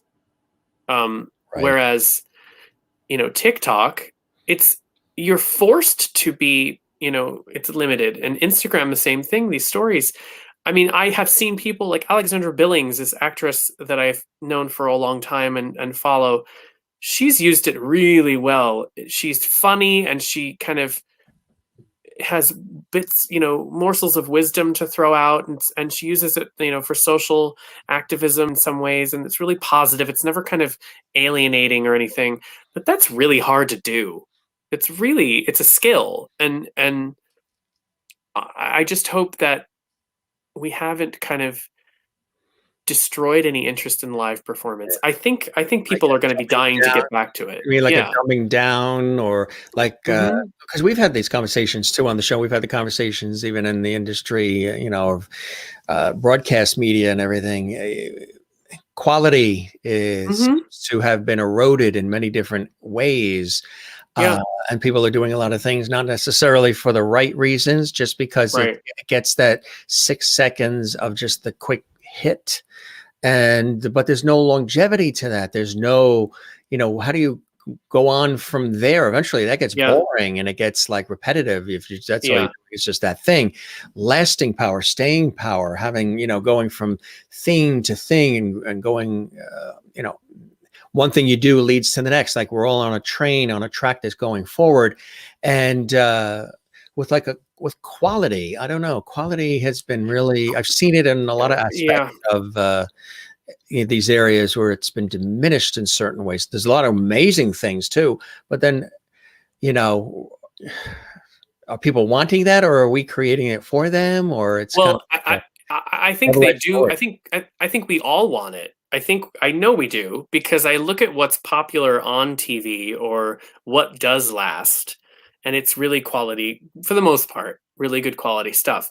The stuff that isn't high quality, that like reality TV, which is entertaining, isn't really like, it's not really staying the course. I think like it was when it first came out, right? No, it's kind of, people are kind of, okay, you know, and sometimes it's really great. It's really entertaining. And sometimes it's not. And it doesn't matter. I think when producers and artists who are creating or producing the material for the masses assume that the masses are not smart or not capable of critical thinking, you then create a vicious cycle where the audience becomes less capable of critical thinking, which is a weird catch-22. Very true, right. And that's bad, because then people aren't demanding higher quality stuff. Well, look at Juanita in South Africa says, when all this is over, there are going to be a lot of people regretting their TikToks. Probably. Like, oh, maybe we shouldn't have done that one. I mean, some of them are super cute and they're hilarious. And I go, oh my gosh, that person's brilliant. But but I'm like, I don't have the energy to do that. And that's okay. Do you do it? Are you on it or no? Yeah. What? Are you on it? Do you do it or no? I have an account, but I haven't created anything. I've just been following people because I think to myself, I don't know that I want anything I want to say publicly is probably a little too serious. I want to do funny in a more substantial way. I don't have the mind right now to create bits just to get the attention. I don't need it right now. Right. I need to interact. You actually want more deeper meaning, depth to it, more impact, more longer lasting. Even if it's silly, I want the interaction. I don't care about the like. I mean, I want people to like what I'm doing. I like that my videos have a lot of likes, but like that means they watch. Hopefully it means they watched them. Very important, right? It's more than just 30 Same seconds. Here with us. Yeah. It's not wham bam. Yeah. No, and I'm not interested in that all that much. I am interested in when it works to make things better. If people need to get something built, or if people need money to raise money for a charity or something. Yeah, those are examples that are where social media has done an amazing job. Yes, of helping people out. Right. That's fantastic. But the kind of disposable, how many people can like me with my shirt off today? Like, okay, great. Like, and they get into a vicious cycle with that. Yeah. Too. It becomes they have to top the last thing they did. And the thing they did last was only 10 minutes ago. And now they got to top it and top it, or, yes, he has to top him. She has to top her, blah, blah, blah. And it becomes just this race to what end? You're right about the 10 minutes ago thing. That's a great point. I didn't even think about that. That it used to be like, what did they do last year? Or what did they do last month? And you would savor 5 minutes ago. Right. You would savor. That's the one thing that we talked about on the show is, I love pivot moments. I like to, when I've accomplished something or I've been involved in something or experienced something, even if we had a family gathering or went to a party, I like to relish in what just occurred after and linger in that feeling for a bit before I jump to the next thing. I really like to look at the photos and just, see it again and relive it a little bit, because maybe we worked so hard on that, or such a joyous occasion, or whatever it was. Can't we just extend that? It's like taking Christmas Day and saying, can't we extend it, a couple of days longer? Just the feeling. This year we did. This year we started in September and it's still going. People still there's people in our neighborhood, they still have the Christmas lights up because whatever works. They want to inspire through the pandemic and everything, but which is a beautiful thing. But it's this feeling of wanting to soak in the moments and appreciate the moments. And we're in this society where everything is next. You don't have time to even celebrate what you just did or experienced or were involved in or witnessed or tasted, smelled, whatever it is, because you have to be on that next thing, next. And some of that, what you're talking about, breeds that sort of got to top what you just did 5 seconds ago. But hey, can't we even, I'm still in a whirlwind from what we just did 5 seconds ago. Right. Are you taking videos of your concert that you're seeing or of your party because you want to remember it? Or are you taking it to put it on a platform to get someone to approve it? And that you can do both. I hope you do both. Right. I hope you actually do it because you're enjoying it. But then, I got the last concert I went to, I was like, everyone's got their phone out and I know this is going to be all over YouTube and it's also going to be released as a DVD. So maybe I'll take a couple pictures, but I'm going to watch this. And but are they enjoying it? Right. Are they enjoying the dinner that's on the table as much as they are hoping people will like the photo on social media? Because you can suck away the enjoyment of the experience, that fleeting moment, if you just dwell on, okay, this is going to be a great picture to put online so other people who you don't even know get to look at it and then they judge whether your experience was positive or negative. Right. You should be the judge of your experience. Right. It's your life. You're living it. Yeah. And so you can't lose sight of who you are, though.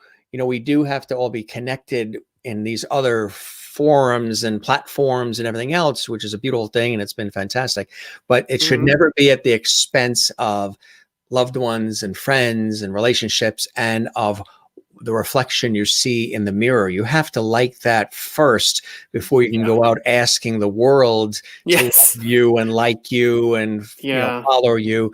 If you don't like what you do and who you are and what you're all about, you got to focus on that more than trying to get it sort of in an empty way from people who will give it to you for about 10 minutes and then they've moved on to the next thing. You still have to see that reflection in the mirror and live with what you see. So you gotta make sure you work on that, right?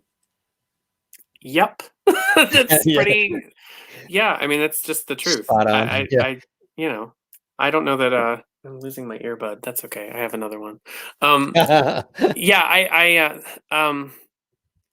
I don't know that I could put it better. I mean, that's just how I feel about it. And I don't mean to kind of,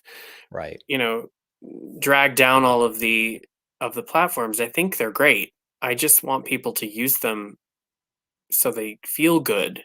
And I'm more and more I see people saying that it doesn't make them feel good. And there's a lot of that. Yeah. I don't want to see that. And I've had that experience too. So I get it. But I don't. When every other friend of mine has booked a voiceover gig or won an award that week or whatever, and of course it's all curated and like and they post and and you just see them one after the other. And you're like, I didn't do anything this week for my work, so but I hung shelves and I cleaned the yard or whatever it is that everyone's doing.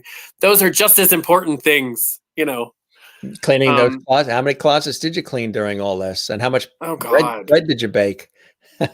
I did. Oh, that's something actually that is a good thing about the pandemic. I've always loved to bake, and I did start like really getting serious about it and learning new things and learning new recipes and experimenting with different flavors, seasonings and things in different breads and cakes and cookies and things like that. And then my niece recommended watching the Great British Baking Show, the Bake Off. And I became completely obsessed. That's a great show. That's a reality show that I mean, however much reality it is. That is a show that I I will always go back to because it was super fun. Yeah, yeah. Karen says, Jim, you hit the nail on the head about social media, Jim and Brian. I see it with my 14-year-old daughter. Mm-hmm. Yeah, where like they living for it and having to compete and competing with each other, and Yeah, the or bullying, we went to too. Disney. Bullying that goes on. Oh, It's crazy. totally. I mean, that's the Bullying, worst. anonymous I mean, bullying. right. Yeah, where you don't have to actually show up and take the chance. I mean, that we went to Disney a couple years ago, and we were on the bus, and there were two girls, and they were both on their phones, and they're like this, and they're laughing, and they go, and then they finally turn to each other, and she's like, I told you, like it became obvious that they were actually texting each other, not looking at different not things. talking. Right. I've seen that so often. Yes, they're sitting like, next. What? I've actually had friends do that, and I'm saying, I've actually been in TV radio studios where they've done that, and I'm like, are you like you're like 6 inches from each other? You're not looking at each other or talking. You're texting each other. Yeah. Or people at a restaurant. I saw pre-pandemic BC, before COVID, Mm-hmm. 2 couples at a diner, and they're obviously getting together, and they're all out to socialize and have lunch or dinner together, and the food came, and of course they took the pictures of the food and had to post it before the food was consumed or even touched. Don't touch the food until the photo's taken because you'll ruin the look, and let's swirl it this way. All the lighting's better here. Let's put the ketchup next to it and the pepper shaker and all this.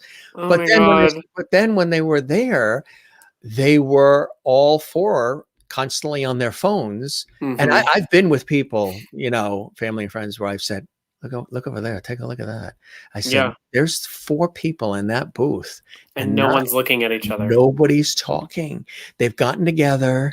They said hello. When they were walking in, they were like, oh, we can't wait to order. It's so nice to see you and everything. And then the minute they sat down, phones out, looking at it, scrolling like this, and then there's that whole scroll thing that I know it's the way you have to do it, but sometimes I feel bad for the things sometimes that they're scrolling on, because that person might have worked very hard to put that photo on or to make that kind comment. And they're like, not interested, not interested, not interested.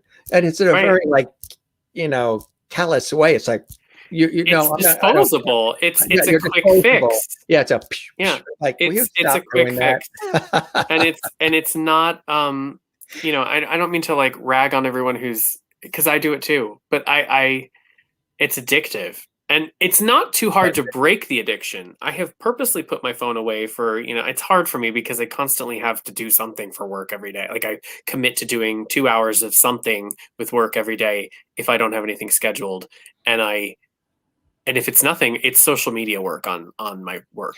Like, and it's, you have to, but it's not hard once you get past that first day. Right. And then you're like, oh, I have this, and this I can do. It's actually refreshing that life existed before. Right. Yeah. Yeah. So or maybe deleting one of the apps and just not having it in your life for a week. You'll talk to somebody on the phone, a relative, or maybe you'll work on some project, or put some music on, or actually go outside the house. Yeah, music. Music is I used to listen to music a lot more. I realized this the other day. I have been listening to it more during quarantine or during the pandemic than I used to, but I used to all the time, and it was partly calisthenics. Just saying.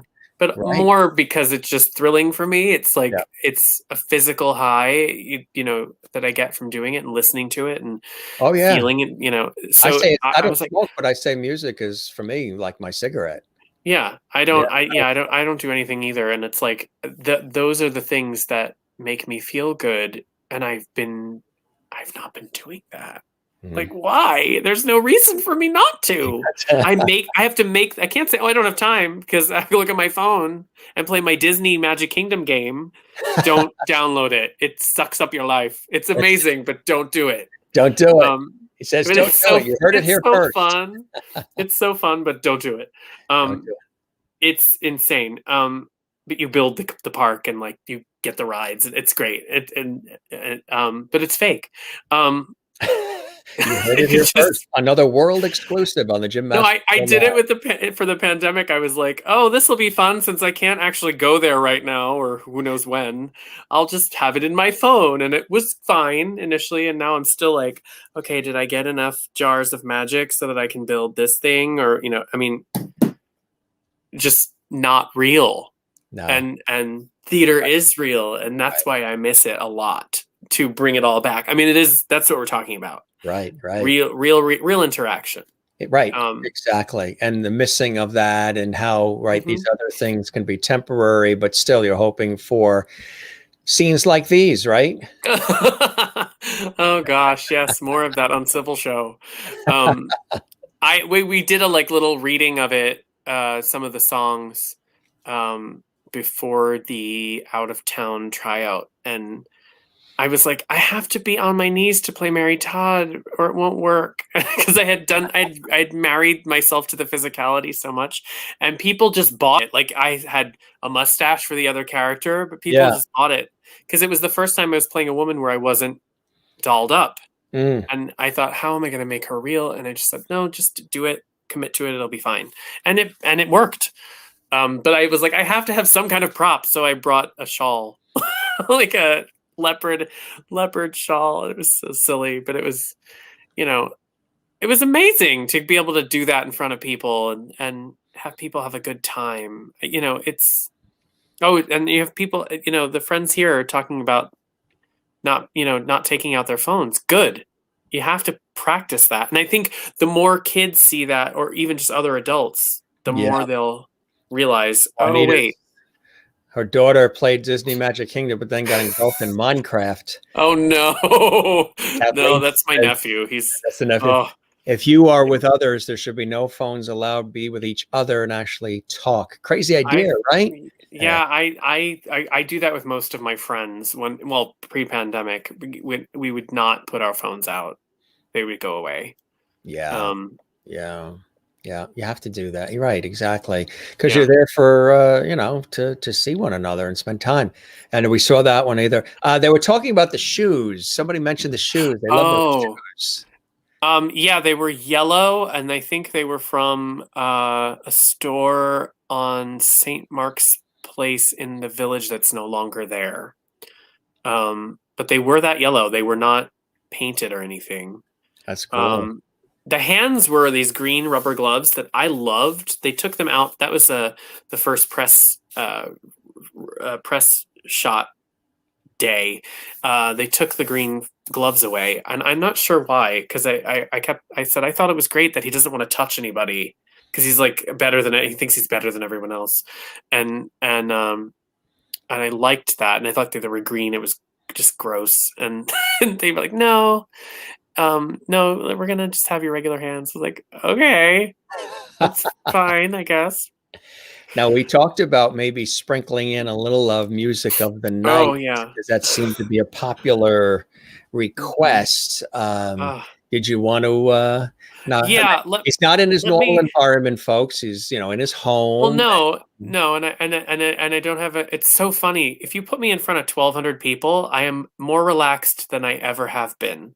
If you put me in front of like my mother or a friend, it's the opposite. It's so weird. Or if we just do a single shot like this. No, that's terrible. I don't want to look at myself either. No, but I will. I just want to tell a little story. The first time I got to do this song was on tour with that show with the music of Andrew Lloyd Webber, and Petula Clark was our headliner. So she would come in in the A-list cities and do all of the women's songs, and then I would be there with her doing Phantom and Jesus from Jesus Christ Superstar and a couple other featured things. So it was like the music of Andrew Lloyd Webber starring Petula Clark featuring Brian Charles Rooney, and everyone else had like the backup stuff. So it was nice for me, but it was also like a lot of pressure because but that was nice. It made me do better. But I remember I was always very critical of myself, and I am to this day. I was very vocal about it, which was none of anyone's business. and I shouldn't have been as vocal about it. But she pulled me aside after my friend Neil in the show told me, you need to stop beating yourself up when you think something's gone wrong, because it hasn't. You Right. think it has because it was like slightly different than you wanted it to be. Right. He's like, no one's doing what you're doing, so like you don't need to worry about it. I was like, okay, it should have been this way. It should have been this way. And she pulled me Overthinking aside and said, it, right. right. She pulled me aside and she said, don't ever stop being critical of yourself. Never. But don't ever let it stop you from enjoying the moment. That's great And advice. I was like, That is thank you for validating what I was doing, because I guess she thought it wasn't destructive enough. Like, it wasn't so destructive that it was something that needed to be stopped. But she's like, you'll always want to do better. And there's nothing wrong with that. But recognize when you have done well, and don't let it stop you from enjoying it. Mm-hmm. Right. And so I'm trying to like figure out a way to launch into this bridge without blowing out the mic either, because I'm allowed. Well, you had mentioned too that, I mean, the Andrew Lloyd Webber material was some of the very first. I mean, it was pivotal for you in your career, right, in the beginning. Yeah, I mean, which was great because I was a big voiced singer. That's how I learned. I learned by listening to people like Patti LuPone. Like, what's the he supports you, for he loves you, understands you, is one of you. If not, how could he love me? I mean, she's like, it's right in the pocket, and it's so amazing. And it's this. She was able to musicalize how Eva Peron yelled at people. I like Mandy Patinkin. Evita was pretty important to me, and so was Phantom. Oh, yeah. Trying to mimic all of those things, mimicking the right people, I think was where I was lucky. Because I didn't develop any real bad habits, but Mario Lanza was kind of my tenor role model. I'm a tenor-based sopranist, which is a weird voice type. My soprano is not falsetto; it's an actual full hit of the chords, not a flutter. And I have tenor. I'm not where countertenors tend to be baritone in their lower register. I'm more a lyric soprano with higher tenor, and my high tenor notes sound a little lower. But this section of Music of the Night sounded and felt much higher in my voice back then, and then I didn't do the song for years, and then I started doing it again when I was asked to do it for Broadway by the Year a couple years ago, and then I was like, oh, why am I not doing this song all the time? I want to do this part at some point. And people love this song. It's always requested, by audiences. So I'll do that section because it's so. Oh God, I can't even hear myself. But it's very different. It's the grown-up version, and he's wooing her, which is another thing that I think a lot of people who sing this song forget, that it's a seduction not only of Christine but the audience, because it's kind of a meta moment. Right. But he encourages her, and he says, I hope I get the right key. Let your mind start a journey through a strange new world. Leave all thoughts of the world you knew before.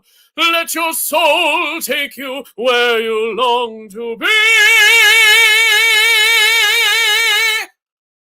Only then can you belong to me.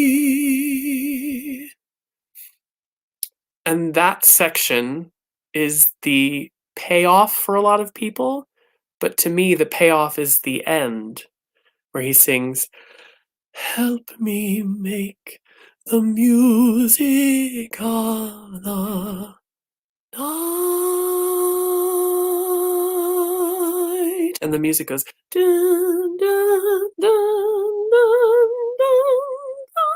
And it, not that high, but you know that you have the audience if you've done the song the right way there. At that end, it's the kind of release, and it's the it's not the big money note. That's thrilling, especially if you hold it forever and you tell the music director to stop playing and let me hold it until it echoes in the room. And that's, the showbiz part of it. But the payoff is the very end. If you can hear a pin drop and everyone is like this, then you've done your work.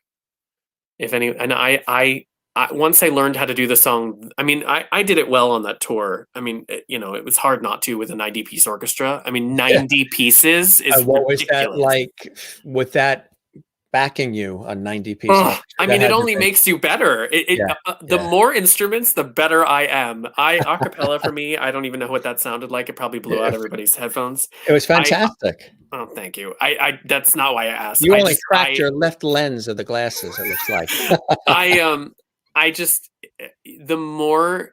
The more music there is, the more of an orchestra, the better, because it's just it especially for Lloyd Webber, that is drama, and it's good drama.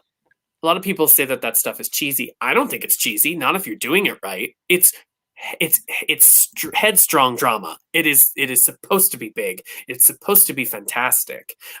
That show shakes the room when the overture starts. It's meant to be earth shattering, and I think if the people are committed to it and doing it the way it should be done, you should never really be aware that it's that big, but you are at the same time. You're emotionally affected in such an epic way that it's impossible not to know it, not to go with them on this ridiculous ride where this man is, boating through the underbelly of the opera house with his kidnapped, love and muse. It's just Well, look what they're saying. Right. Doreen's Hearts and Claps, Juanita in South Africa. Oh, fantastic. You meant the music. No, you. Karen you. Claps and Brilliant and Merlin, who put in one of the earlier requests. Thank you very much, Brian, for doing that as well. Thank you. Somebody also, this was a question I was going to ask, and they had asked as well. Do you have a favorite role that you've done thus far? That can be very difficult. And if you can't say a favorite, maybe the top 5 in a specific order. They're just ones that either, I guess I'll ask this 2 ways. Some of the favorite, just in terms of what the role was, what the role brought to the production, the reaction, just the whole thing. And then roles maybe that were the closest in essence to who Brian is. So they might not be the same. Your favorite role might not be the one that's more of who Brian is. It might just be because that was such a fantastic opportunity and the production value and your performance. So maybe a little of each, sprinkle a little of each, and who Brian is in terms of the role that's most relatable to Brian, and then roles that just stood out for you as some of your personal favorite. I think there are different answers to that question. Right. The most artistically fulfilling one was Candy Darling in the musical Pop, which is this it's a musical by Anna Jacobs and Maggie Kate Coleman. It came out of NYU and it was done at Yale and then at City Theater in Pittsburgh, and it was also scheduled, it was slated for Broadway and then it wasn't. It was Leslie Kritzer was in it, Emily Swallow who's from The Mandalorian, and Randy Harrison from Queer as Folk, who played Warhol, and he was one of my favorite scene partners in any show I've ever done. We didn't have a lot to say to each other. Warhol kind of is quiet most of the show, and Candy kind of comes in as the hostess of the night. Candy Darling was a transgender woman who became a muse of Warhol in the factory, and she was hired to play a woman's role in a play by Tennessee Williams, and was reviewed by the Times and was a celebrated up and comer. And then she died of cancer, and it was really interesting because it was right before the AIDS crisis. So the stigma for LGBTQ people was not the same as it was during and after the AIDS crisis. So Candy had kind of created a world for herself where she was accepted in circles, mostly because she was so convincing as a woman. She was beautiful and her voice was not a put on. I mean, it was a little put on, but it was high enough anyway. But she often talked like this, and it's very glamorous, and I mean, it was an act, but it was also real, which is hard to balance. But this show, she's kind of the narrator and host of the party, and it starts where Warhol gets shot by Valerie Solanas, which happened in real life. He didn't die from the shot, but um, his whole life flashes before his eyes, and that's the musical. It's a pop art version of an American musical, and that required a huge amount of research about the art, about the time, about New York, about what it meant to be gay, what it meant to be transgender, what it meant to be a performer in the village during those times, during the late 60s and early 70s. It was such an immersive and beautiful experience. I hope I have another experience like that. Um, I don't know how that will be possible. I mean, it's just I was so spoiled. It was to the point where we were in previews, and I would get these page-long speeches, and I was so in sync with the book writer in particular that Mark Brokaw, the director, his Broadway director, is fantastic. Was like, if you want to hold the page tonight, that's a whole page of stuff. I was like, no, it'll be okay, and I would know it, and it wasn't just I'd memorized it in time. I knew it because she knew how to write for me, and I knew how to speak her words, and it was like, it was weird. It was magical. The weirdest thing, and I'll move on to a couple others, but the weirdest thing was that I had just moved to an apartment on West 68th Street in Manhattan, and I found out reading her diary that she had gone to get her makeup at the pharmacy around the corner. And you could still get some of those things there, which was really weird because there was a copy of the receipt in the diary. And then I found out she was living across the street. And not at the time, but like she had died years before, but she lived across the street in this apartment. And I was just like, what? Of all the places I moved across the street from Candy Darling and around the corner from her old pharmacy, it was really weird. And then her best friend came to see the show when we were at Yale, and I don't know how I knew it, but I just did that night. Like, he hadn't told me ahead of time. I hadn't met him until after the show, and I just knew he was there. It was like, it was something I thought of at the beginning, and then I didn't think of it until after the show. I'm sure there are some scientific reasons for all of that, but it was just very spiritual and very fantastical, beautiful artistic experience. And then other roles that I've loved, Dion Salon from Bedbugs, because she makes everybody happy, and she's a fighter, and she wins in the end.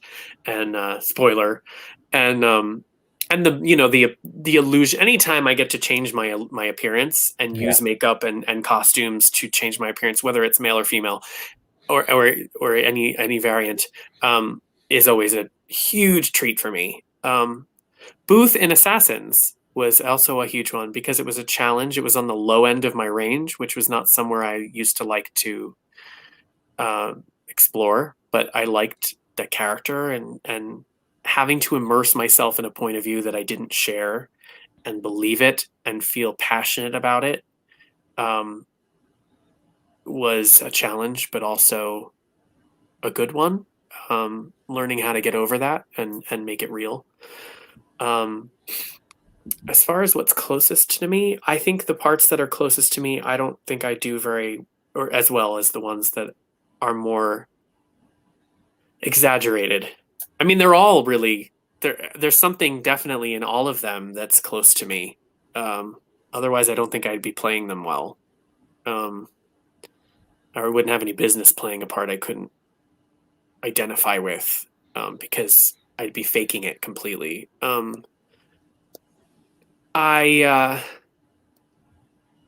gosh, what else? I think those are the ones that stick out the most. Is there anything? The witch in Into the Woods, because she's so misunderstood and so kind of so capable, and there's so many things that happen to her. Like, my childhood was difficult, and whatever. Whose isn't? But so many things that happened to her that wasn't her fault. and kind of got in the way of who this person could have been. We all fight those things. I mean, I hope not everybody does, but I think most people do. And so to play with that and live in that and get to express it and actually play with the bitterness of it was really cathartic. Although I got really sick during the run of that show, so that was a challenge. I love singing that role, and it's actually not very difficult for me because it's right in my mix, and I got that was right. No, that was not at the top. That was the winter before. Everyone, the whole business got sick. Everybody got laryngitis. I feel like half the shows got shut down, or almost got shut down. Like the understudies were all sick. Everybody got really awfully ill, and I was in that club, unfortunately. Any roles that you either wished you had gotten the part for or would love to still do? Any things that are on that bucket list for you, Brian? Oh, sure. I almost got the role of Marilyn in Taboo. I was like right off the bus, and I had 5 callbacks. And the casting office kept reassigning the show to different people because they were so frustrated. I went in for the producing team, Rosie, like, John McDaniel, music director, who's a fantastic person and I love. And then they had me come back. I guess they were all like, sure. And then they had me come back to the director 3 more times. And I was like, I don't know what I'm doing wrong. And he's like, he literally said to me, he's like, you are a very generous actor. I don't need that. And I was like, what? Like, you want me to be an actual selfish, like, sociopathic, drug addicted prostitute crossdresser? Like, is that, I'm an actor. Like, that's my job to find those things. And we had just done this one scene over and over and over again. And I just thought, oh, okay, it's not going to happen. And I wish it had, because I think the person who did it was fantastic, but I selfishly wish I could have done it too. It would have started the ball rolling in that realm of things for me a little earlier, and until I did the 3 Penny Opera, which is another role I forget I loved doing too. People were like, "Oh, you play innocent, nice people," and I was like, "That's just because I have a nice face. That's not true." He also did Satan. Right. I mean, those kind of parts are things I enjoy, because they're the challenge of making those people. To justify what they're doing is really fun. I saw someone say, do you feel hiding behind makeup makes you a better actor? No, I think it enhances what the design of the show can offer. It can also help disarm people, because even though I'm tall, people literally have believed that I am a woman in different shows. And like, Doreen even said that in the comments, and that always blows my mind, because in heels, I'm almost 7 feet tall. So it's like, what? Right. But once I started doing readings of shows where I had to play the opposite gender, it wasn't as fun, because you don't get to create that illusion. But it was a challenge, because oh, can I pull this off? Can I create this person emotionally without the help? And when it works, that's really fun too. People are like, oh, I totally forgot you were a man. And that's like, good. Or I totally forgot you weren't a villain, or like a demon, or, an alien, or whoever you're playing, without the extra, storytelling trappings. The window dressing, right. Yes. Yeah. Have you toyed with producing and the behind the scenes, directing, producing, as much as being the talent and the performer as well? I probably would like to direct. I did it in college once, and I did like it. And when I'm in a show, my head is always like, what's going on in this scene with these people, and how do we solve this problem, and how do we design this and make this more interesting, or more functional and interesting at the same time. So, but it's so difficult. It is a difficult job, and it is often thankless, because people forget that there's a director. And I think I'd miss being on stage, and being able to engage with people, because a director does that via other people, like a writer. So, but yeah, I if I were to direct something, I don't know. Probably something with just one or two characters, I think. Just to More of kind an of, intimate sort of production. yeah.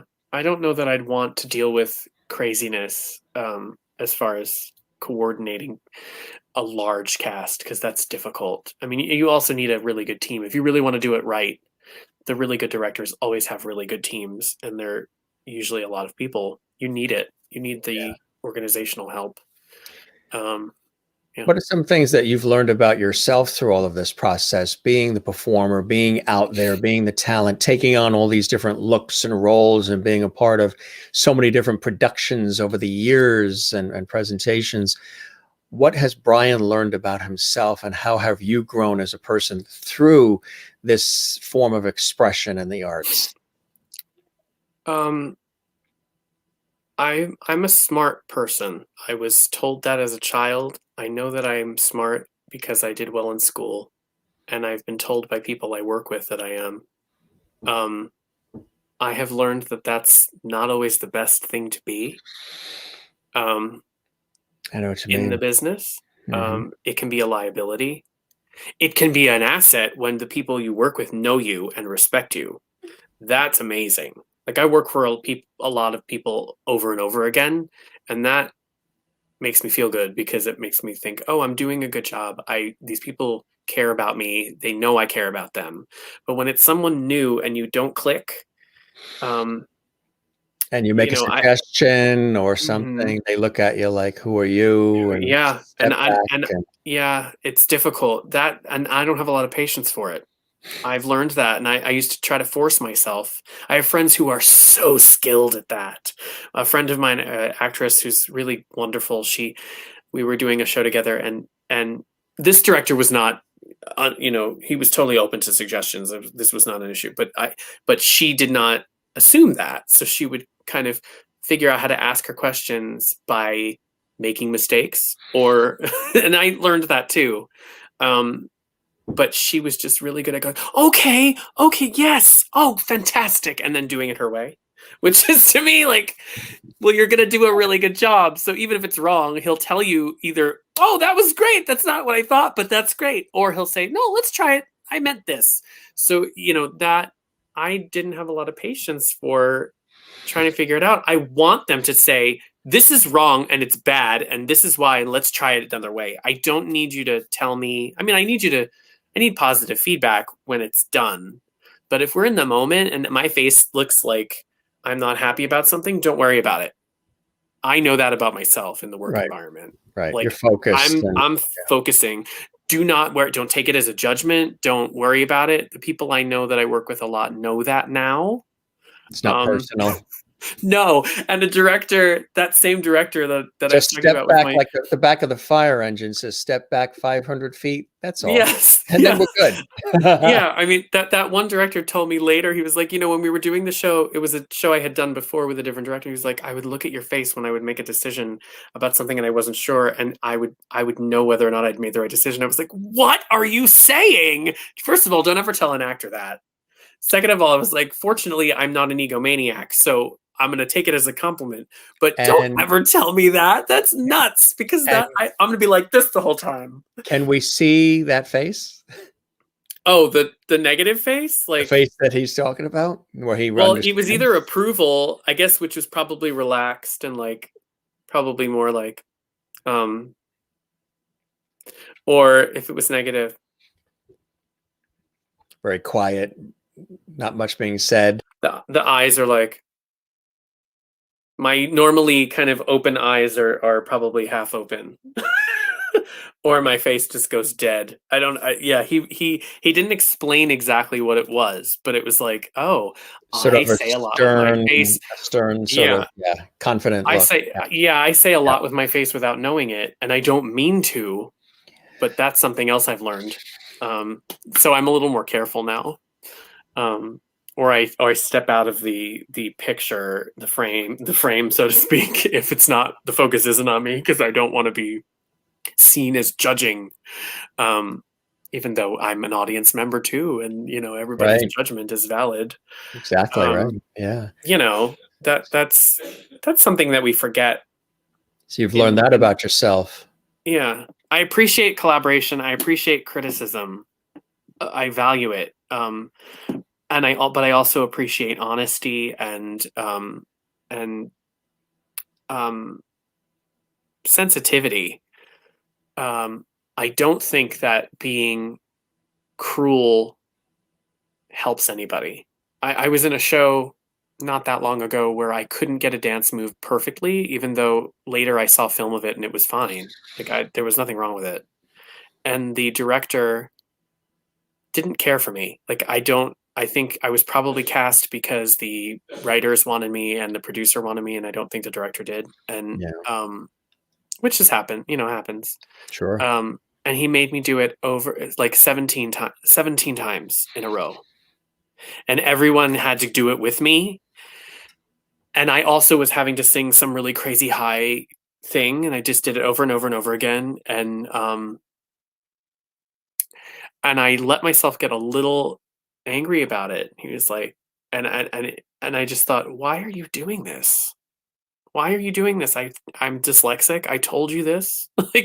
So I learned about myself that I have my limits. The older I get, the more defined those become. But at the same time, every show is different and new. So you learn something new, and you learn that maybe your limits are malleable, and or not what you thought they were. It really does depend on the collaborative environment. And that sounds real artsy fartsy, but it is a very important idea that the dynamics of that group matter. It's that matters so much, because the safety of the environment, not like, are you okay? Is everything okay? Like, you did a great job. Not that kind of safety. Safety where you can take a risk. Right. That type of safety. Right. Where you're not going to be judged. You're going to be evaluated, but you're not going to be judged. Exactly. What would you say to somebody who's watching this live, or maybe going to watch this in the archives on our YouTube channel, Jim Masters TV, and they want to go into the arts, they want to go into this line of work, they want to do sort of kind of what you're doing, and maybe they're going to school for it now or something? Any recommendations, pointers that you would have for somebody? Trust your gut and trust your instincts.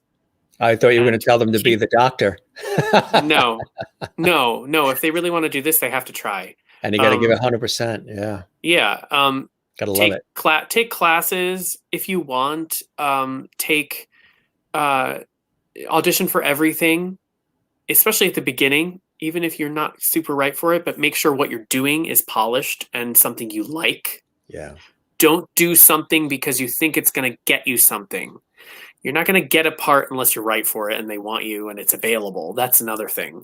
So go in and do something that makes you shine because it's good and because you've done it well. Because that person is also casting 19,000 other things. But also, you're going to take classes with people who are going to tell you what you are, and take it all with a grain of salt. Take from it what you need that makes you feel better, that makes you feel like you've grown, and then just kind of let the rest of it go, because you'll hear people say negative things sometimes. Maybe you won't. And also be in as good as in the best shape you can be, because that's all that matters to some people.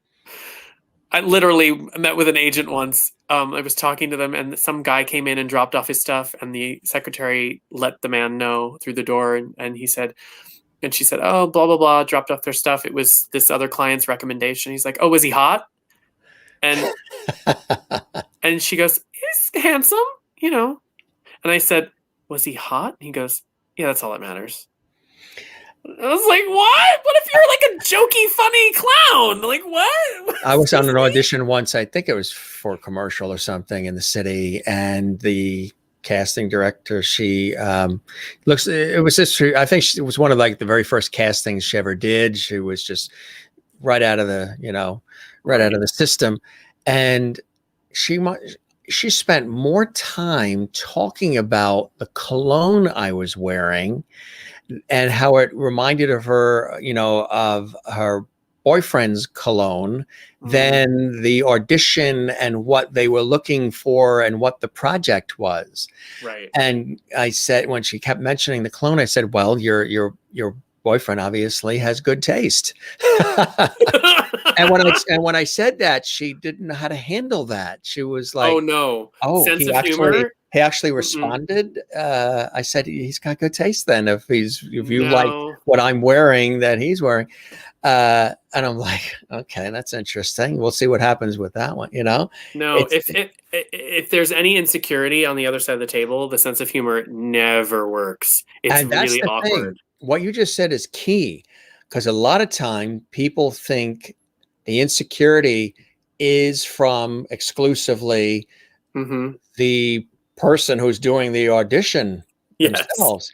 A lot of times the auditioner is as well, right? And that can be quite surprising for some people. Yeah, that can be really difficult. I also think if your gut tells you that the person you're in the room with is mentally ill, and this isn't a joke, trust your gut and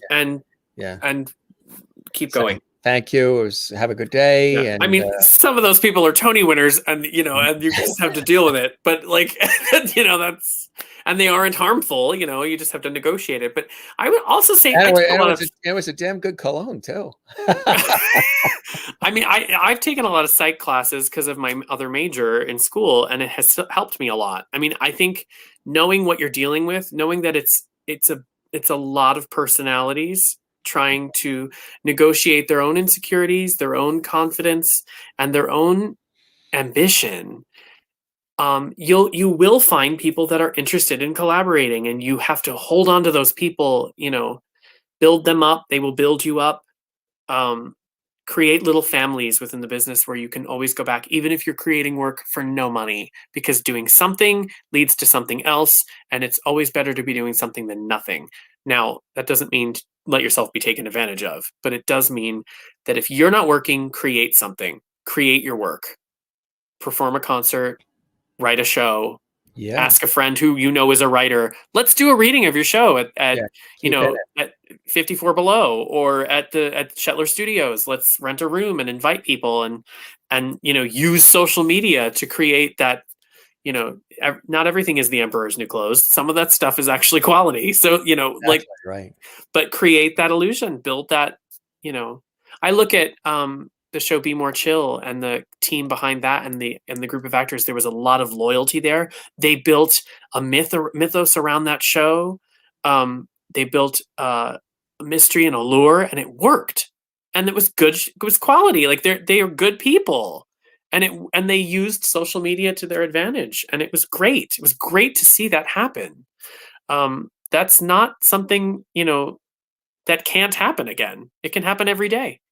You just have to know that the people you're working with are on the same page, and that just takes time. But always trust your gut. We just had because it's not worth doing if you're not.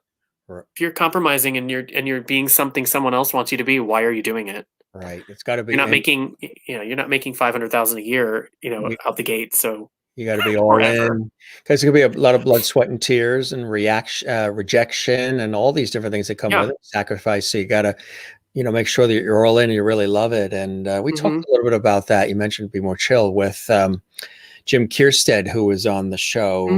Of course, who was involved in a lot of these shows, Be More Chill and some of the others, Kinky Boots. About that, you have to. He kept saying, like you're saying, you got to be all in. You got to really love it. You got to make sure that it's something you really, really want to do, because it will demand a lot of not only your time, but a lot of who you are, your soul. Yeah. It shouldn't feel like work. I mean, you should be tired. You should feel worn out. Yeah, physically and mentally. And it's okay if once in a while you're like, I don't want to do this. Like, that's totally normal. Everybody does that. But it should also be like, oh, I can't wait till I'm doing this, or I can't wait till I get this produced, or I can't wait till I see this reading of my play written, or I can't wait till I debut this new song. Whatever it is, you that should be the exciting part. The ambition should be fun. It shouldn't be destructive. Exactly. Well, I tell you, my friend, this was really epic. We went 2 hours and 20 minutes. Oh, I loved it. It's so much fun. It's so fun for me to be able to talk to you just for a while for a change. And then, but to talk, art, and the business part of it too, a little. I mean, that I don't get to do that with many people. So it's nice to be able to do that and in a conversational way, and not rushed and not forced and not scripted and questions that are made up. And it's just a conversation, right? Yeah. And that's what I love doing. I want to show you some of the comments that have come in. Mary Bishop in Florida. Great conversation, Brian and Jim. What a wonderful talent you are, Brian. Thank you for such a pleasant evening. And thank you. Take care. Juanita, South Africa, still up with us. It's tomorrow already in South Africa. She's a trooper. This was a real treat. Thank you, Brian, for spending time with us and sharing your stories and talents. Keep well. Thanks for listening. Our regular lovities. Yeah, Doreen Capasso. We love her being here. Brian and Jim, thank you so much for a great evening and a great conversation. Brian, we love you. We miss you. And so glad we got to have this time with you again tonight. And I'm glad we are facilitating that with the Jim Master Show Live, everybody, for all of you. Maureen says, Brian, I'm very impressed by how humble you are. Your incredible talent is unsurpassed. Christine Clifton in North Carolina. Brian, this has been an interesting conversation. It's shown how versatile you are and so very talented. Lovety Hall has had real entertainment tonight. Here's to live shows when times are safe. Anne says, thank you, Brian, for such a fun evening. We both welcome you, Anne. Thanks, Brian, for being here tonight. You will have a new fan in me, and that's a given. That's from Karen. Jim, thank you for introducing us to Brian tonight. I've learned so much from so many of your guests. Your guests are as awesome as you. Thank you, Karen in Nova Scotia. And Kathleen in New York. Fun conversation. Thanks for sharing your life with us, Brian.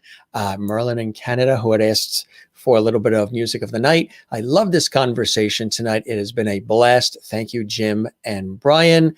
And Jennifer, Allentown, Pennsylvania, Jennifer Barry, who's always zen. She goes, Brian, have you seen any theater ghosts? I see ghosts all the time. There was one weird night doing a production of Carousel, where I kept thinking there was a set piece that was going to fall, and there was no reason that it should have fallen. And it fell that night in the show, and I swore there was someone on the catwalk, because I had to look at that piece. The reason I was focused on it every night was because I had to be, and I kept thinking, there's something that's going to happen with this, and I had no idea why, because there were all these things, and they were all secure with chains, and those things are typically like impossible to pull down. But I swear someone was up there, and after the show, I asked, well, who? Because everyone was like, "Why did it happen? Why did nobody secure this? Why did it was very dangerous?" And it was really scary. We all dealt with it really well. It was in the opening of the overture, and it was all choreographed. So it was everyone at the circus, at the carousel, and there was a guy on stilts, and he almost got knocked off, by this piece that fell. And I said, "Well, there was somebody up there," and no one else. There was no one up there. They said, I mean, there might have been someone up there, but that was weird. I know that sounds crazy and kooky, but it was totally strange to me. And I remember seeing it because I had to stare as though I were looking up at the trapeze people that were not, they were fake. But there was somebody there, I swear to God. It was totally scary and strange. Yeah, that's the only time, though, I think. I mean, I've definitely felt certain things. Like when I'm in a room and I'm like, someone's here or someone's watching me. I did a lot of that. That makes me sound nuts. Doors start creaking. No, I've never had that. I have had in my old apartment. I remember I was watching TV really late and I went into the kitchen to get something to eat and I came back and the light was off and I thought the bulb had burnt out, but it was turned off and I hadn't turned it off.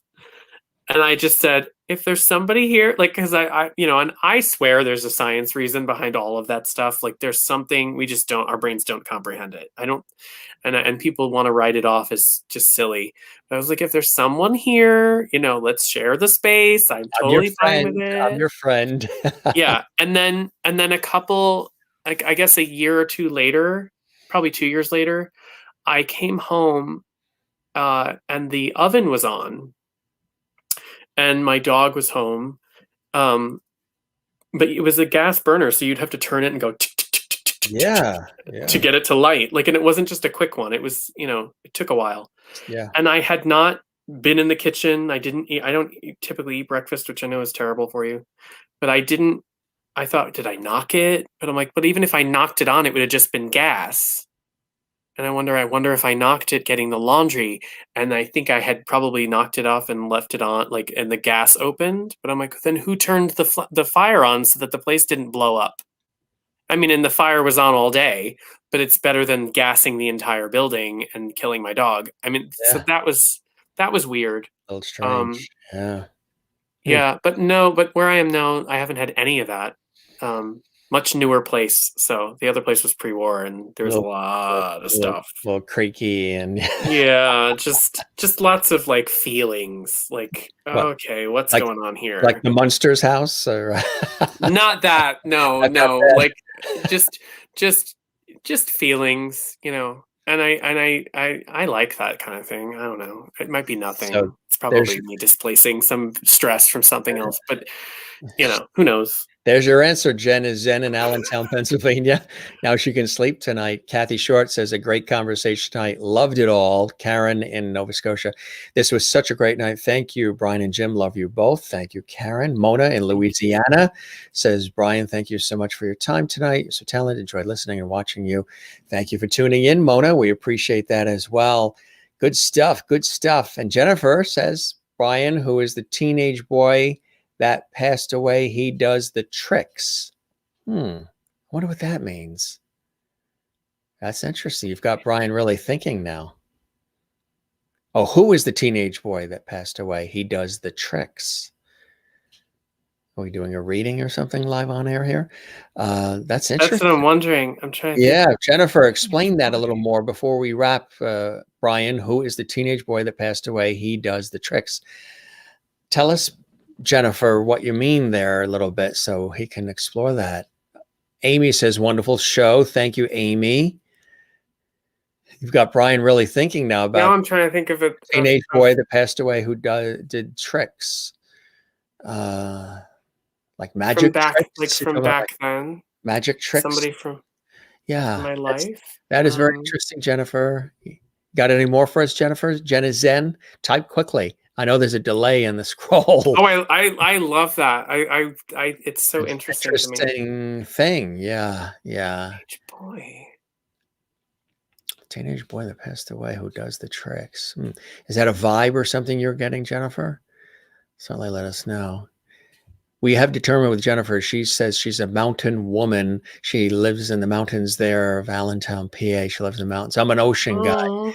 I love the coast and grew up here on the coast. So she's in the mountains there. Yeah, I wonder what you're leaving us hanging, Jennifer. How can you do that? He's going to be thinking all night. Who is the teenage boy that passed away? Like from back then, because it was a while ago. Maybe it was a friend that you knew, or somebody growing up, or a part, or related to a story. Jennifer, you still there? Frankly, in that apartment, I mean, it was there for a long time. I used to think it was an older woman, but who knows? I mean, who knows? Because it could have been more than one person. I just always felt like there was an older woman there. I don't know why. And that would have, and we found out later because there was lead in the apartment, which was a huge trauma. That there had only been very long-standing residents. Ghost talk through electronic and lights. So something Jennifer's feeling, yeah. Oh, totally, yeah. I mean, the light off felt like go to bed. Like it was a simple thing, but that's what I got from it. Like, stop staying up late and go to bed, get sleep. Like, because I was habitually staying up. Right. And the other scare, oh, this is getting really strange.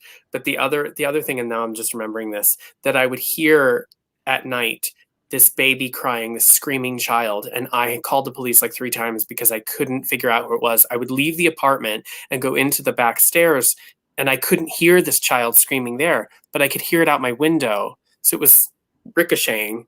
This is heavy.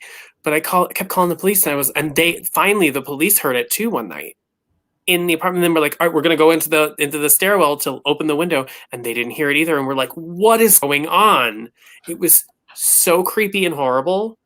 So leaving there actually was good for me, but I'm like, I hope it wasn't real, because I hope it was, some ricocheting sound from 100 years ago. I don't know. Pranks are mostly teenage ghost.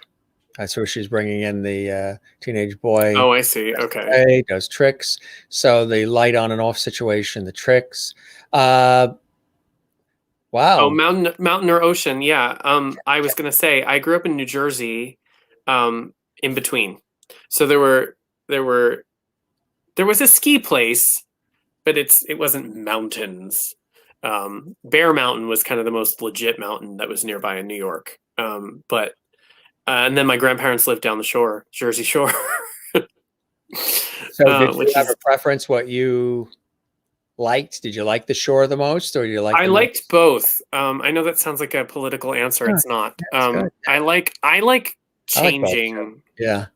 I know this is going to sound snotty, but that's why I like the Hamptons a lot, because it feels like it's bucolic and kind of, but you can go to the beach in 2 minutes. It's like foresty, and it's hilly a little bit in different places, and it's historic.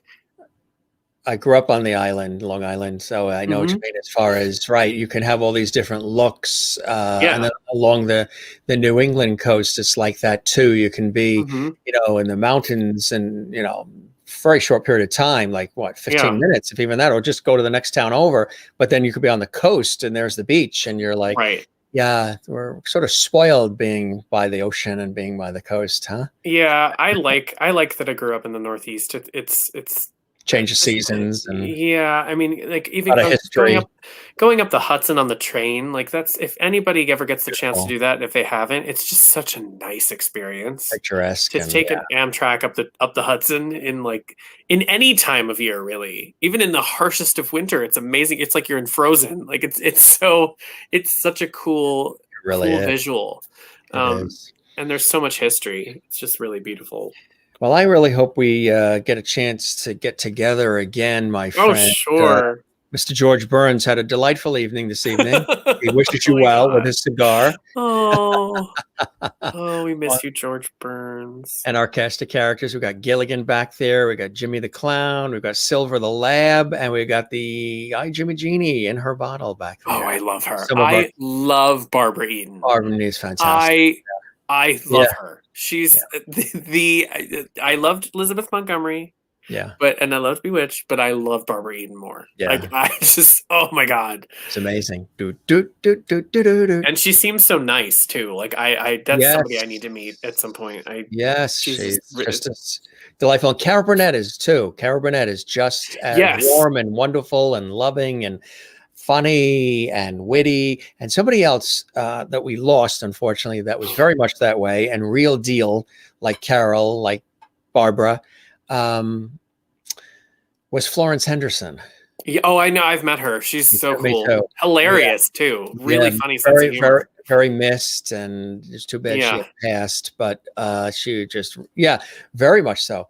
We were at a party, we were at a gala once, and they were putting everybody together for this photography situation. She was in a white pantsuit, blonde hair, and she ended up, because the photographers wanted us all squeezed together, she sat on my lap. And I'm sitting there saying to myself, wait a minute, Mrs. Brady is sitting on my lap right now? Yeah. Suddenly you're transported to 11 years old. Isn't it nuts? And once she got up, she turned around, because we had been, chatting throughout the night and interviewing or whatever. And she turned around in her wit wry way and looked at me. She goes, I said, obviously I won't wash these pants ever again, and Carol. And she goes, I bet you won't, Jim. Oh my God, that's She amazing. was just, yeah. She was just Oh, really, yeah, yeah. absolutely. Jennifer says, thanks, Brian. Keep a watch out for Teenage Boy Ghost. You'll see. There's one idea I have, but he wasn't a teenager when he died. So, Interesting stuff. Interesting stuff. We'll I have, mean, he would be a teenager now, but we'll, or it would have been then. when Be a Brian little comes older back then. on our guests, he'll as a guest, he'll have the answer for. He's going to leave you hanging, as we love to do in No, this it's gonna make business. me think. That's for sure. Yeah. Karen says, stay safe and stay well. Oh, See you you in too. New York. Thanks, Brian and Jim. This was really cool, my friend. Really thoroughly enjoyed it. And I've got Thank the you. glass so we Likewise. can toast once again. And hopefully Yes, I have enough left. we got enough left. Yes. Cheers. Cheers, cheers, cheers. And hopefully we'll see each other again and break bread in person in the city, what have you. Well, not I hope so. Definitely. Well, fingers crossed. And this was a great evening. We really got a chance to explore and go down little roads and different turns and twists. And I hope the show met whatever expectations you had and you enjoyed the time with me as much as it exceeded them. It was a lot of fun. Thank you. I appreciate that. Spread the word. Tell everybody about the show. We would love that. As you leave as a lovity. Not too bad, huh? No, it's not at all. I love it. Especially during all this craziness that we've been going through the last several months. My friend, it was terrific. And hopefully, again, we will chat again, meet again. It was great. The last time we did it at Birdland. It was such a fun evening with everybody. And I know. Which was recently saved in a giant online fundraiser. Yes. My friend Tom Dangora, he helped spearhead that, and Bill Clinton was there, and I think Bon Jovi, like a whole bunch of like really famous people helped save. It's a legendary place. Yeah, legendary. Yeah, I mean there have been a few that have where there have been fundraisers and they've been saved, so we can't lose everything. When everything does reopen and all, you don't want to be empty shell, right? Exactly. Right. That includes It'll ourselves. all come back, but or new things will come, but there need to be some of those things saved. It's just that has to happen, including ourselves. We don't want to be empty. Yes. We don't want to be empty either. There's that. Yes.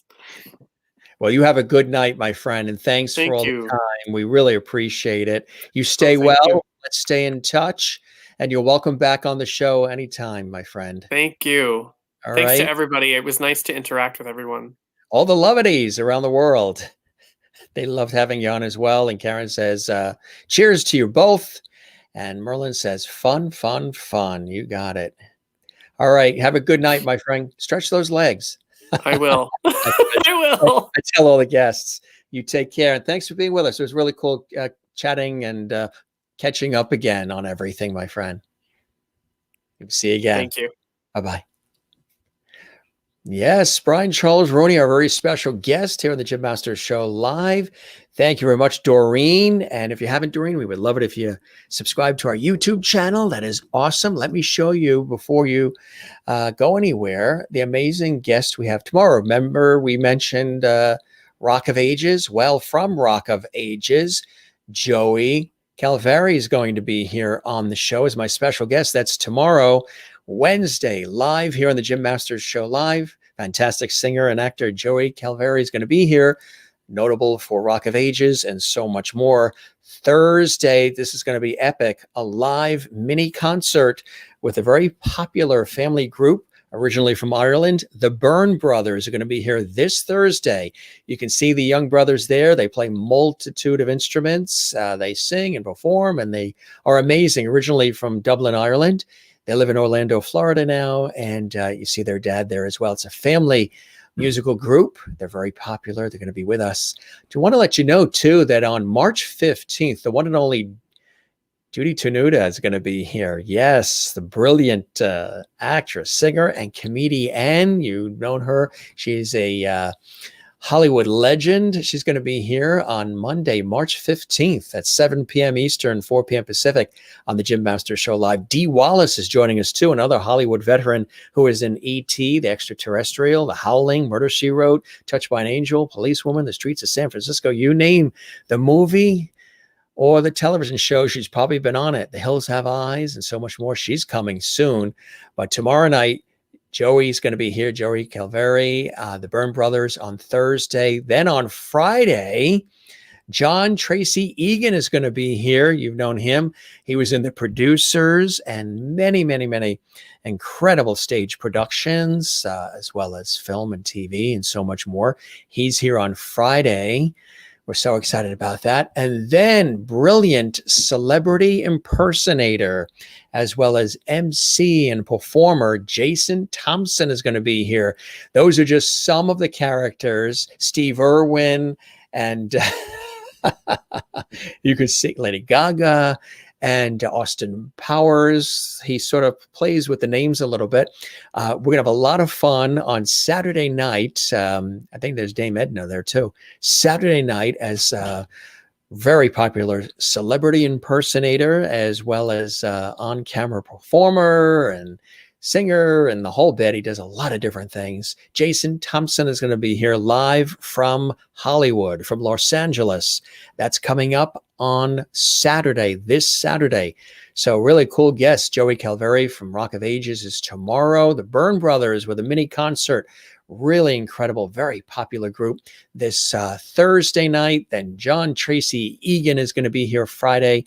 And then Saturday night, celebrity impersonator, MC, and performer extraordinaire Jason Thompson's going to be here on the Jim Masters Show Live, which you can see 7 p.m. Eastern, 4 p.m. Pacific, the Jim Masters Show Live entertainment lifestyle talk show series. We love bringing these shows to you. Don't forget to smile, everybody. We always tell you to smile and share the smile. That is contagious, the best kind of contagion out there. Don't forget to share the levity. Really important to do that. Share the levity with the world and find your Zen place. We talked about the ocean, the mountains, and so much more today with our special guest, Brian Charles Rooney, and with all of our levity viewers. Mine is the ocean. I love the mountains too. Like Brian, I said, he loves the Northeast, change of seasons and so much more. Growing up on the coast, the ocean for me is a Zen place. Of course, time with loving family and friends is always numero uno. And then my work also in television and film and stage and radio and everywhere else over all these years, in the various networks and stations and stages and everywhere, on camera, on air, behind the scenes. That is another Zen place for me as well, being doing what I do and doing what I love all these years as well. So love it, love it, love it. And of course, we love all of you. And as we always say, don't forget to relax and don't forget to breathe from the diaphragm.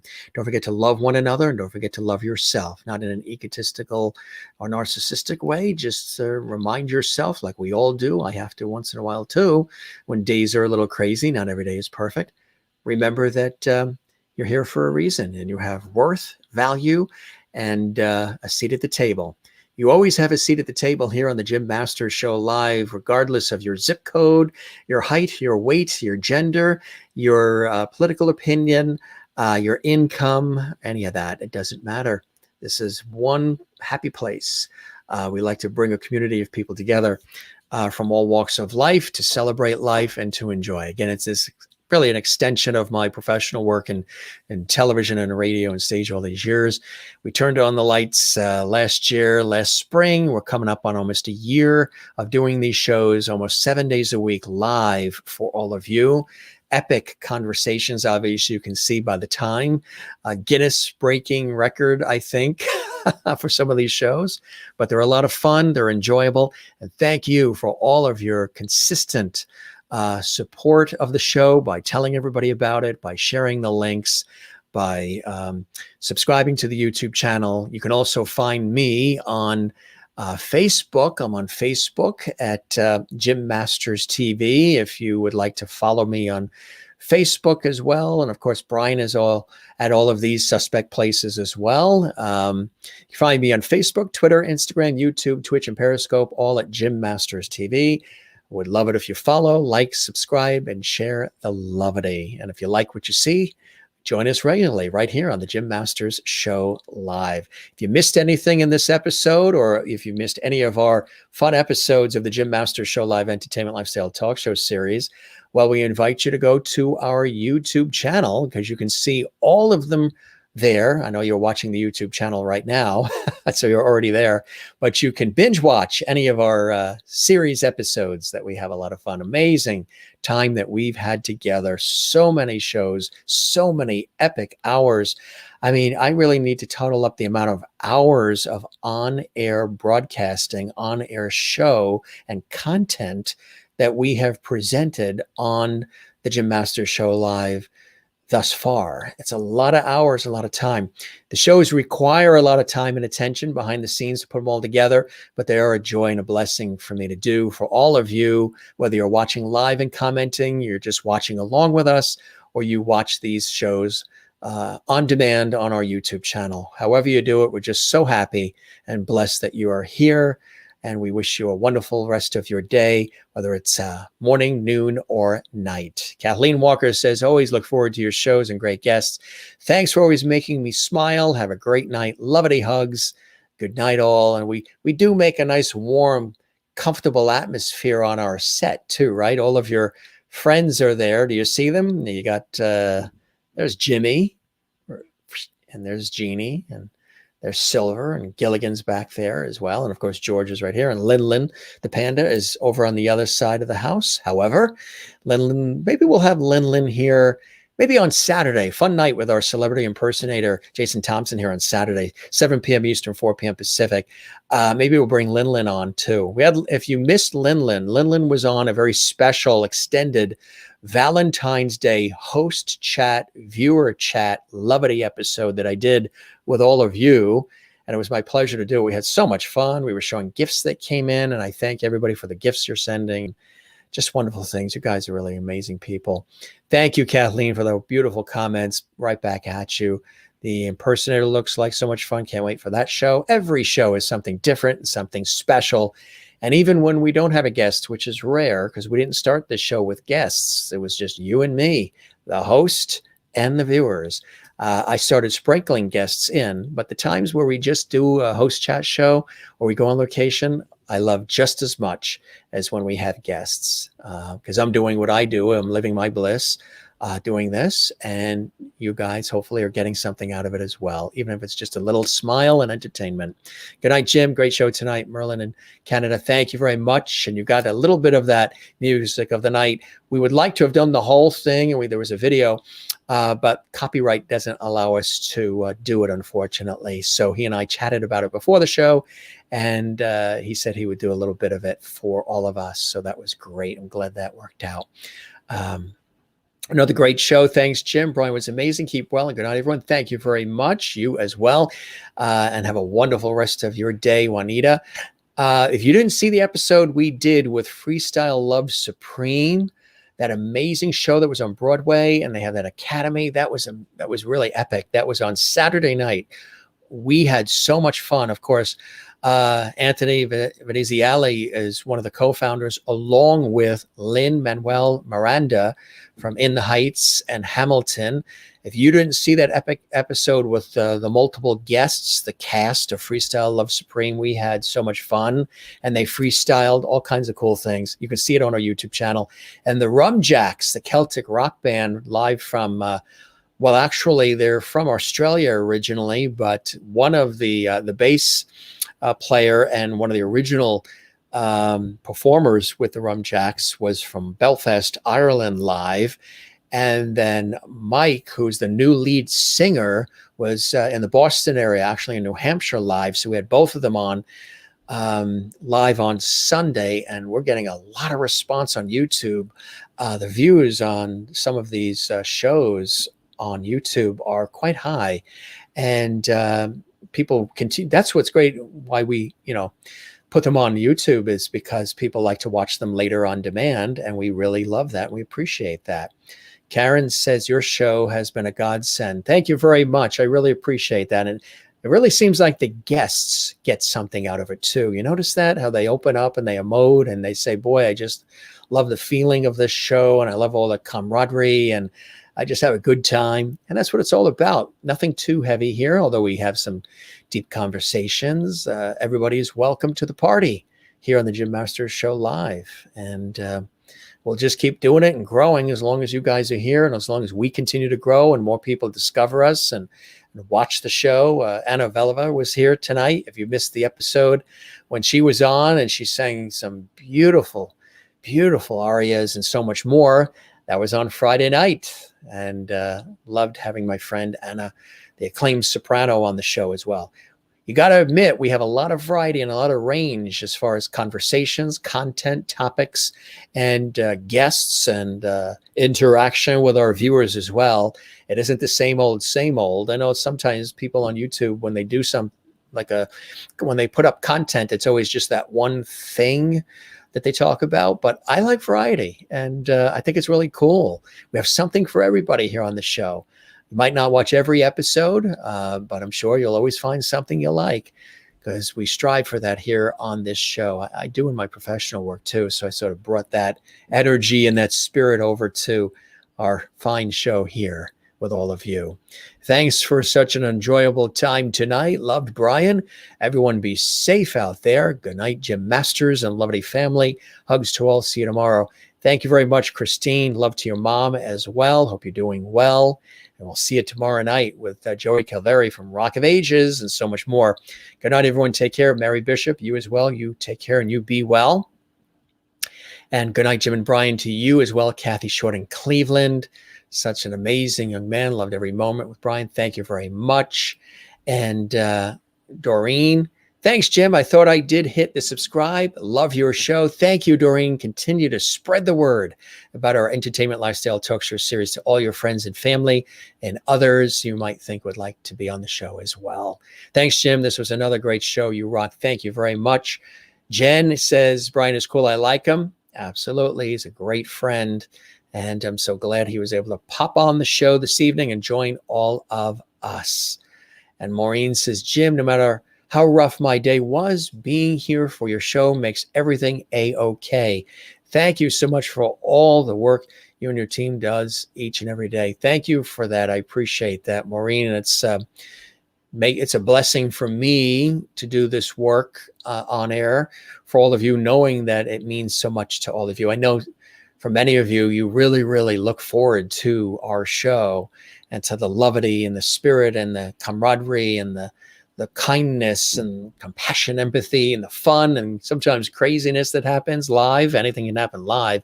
Some of the deep conversations and everything that we do here on the show. And we continue to grow. We continue to tweak. We continue to expand. We have a lot of cool things planned, amazing guests coming up, and much more conversation coming up as well for and with all of you. So this was really a fun show tonight, as they all are.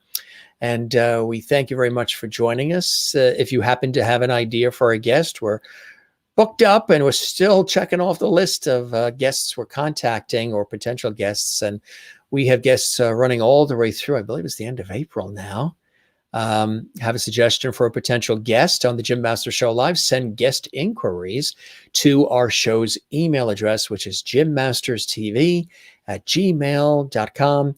jimmasterstv@gmail.com. Some of you have sent suggestions, and we're checking off our list and working on them as we go along. Thank you for those who have done that. Even if it was a month or so ago, we thank you very much, and keep them coming. We really appreciate that. And we've got some really cool guests that we have lined up for you. And there might be some people that you know. They don't all have to be entertainers. They can be from all walks of life. So we're going to wrap. This is your host, Jim Masters, thanking you for your time this time till next time, right here on the Jim Masters Show Live. Entertainment Lifestyle Talk Show series. Again, we'll be back tomorrow for all of you and with all of you for more entertainment, inspiration, light, love, and levity and levity here on the show. Again, we really love all of you and appreciate you being here. And look who's here, Tiffany Moore. Have a wonderful night, Jim. Happy Tuesday. Thanks, Tiffany. Tiffany sending you love to Chicagoland. Remember, Tiffany was on our show twice, that brilliant violinist and Irish fiddler and multi-instrumentalist, and also personal dear friend of mine, as I am of hers. We love having her. We'll have Tiffany back again. If you missed the episode she was on 2 episodes, one around the summertime late spring, early summer. And then Tiffany was on just a couple weeks ago and played more music, and it was great. Thank you for joining us, Tiffany. We love you as well. Sent you a lovely poem. I hope you enjoyed it. I didn't see it yet. I'm backed up with emails. I get about 50 to 60 emails a day with this show, believe it or not. And then I have more than that with my professional work, but I will get to that, and I will look, if you sent that recently, we will look at that, and I will share it on an upcoming episode.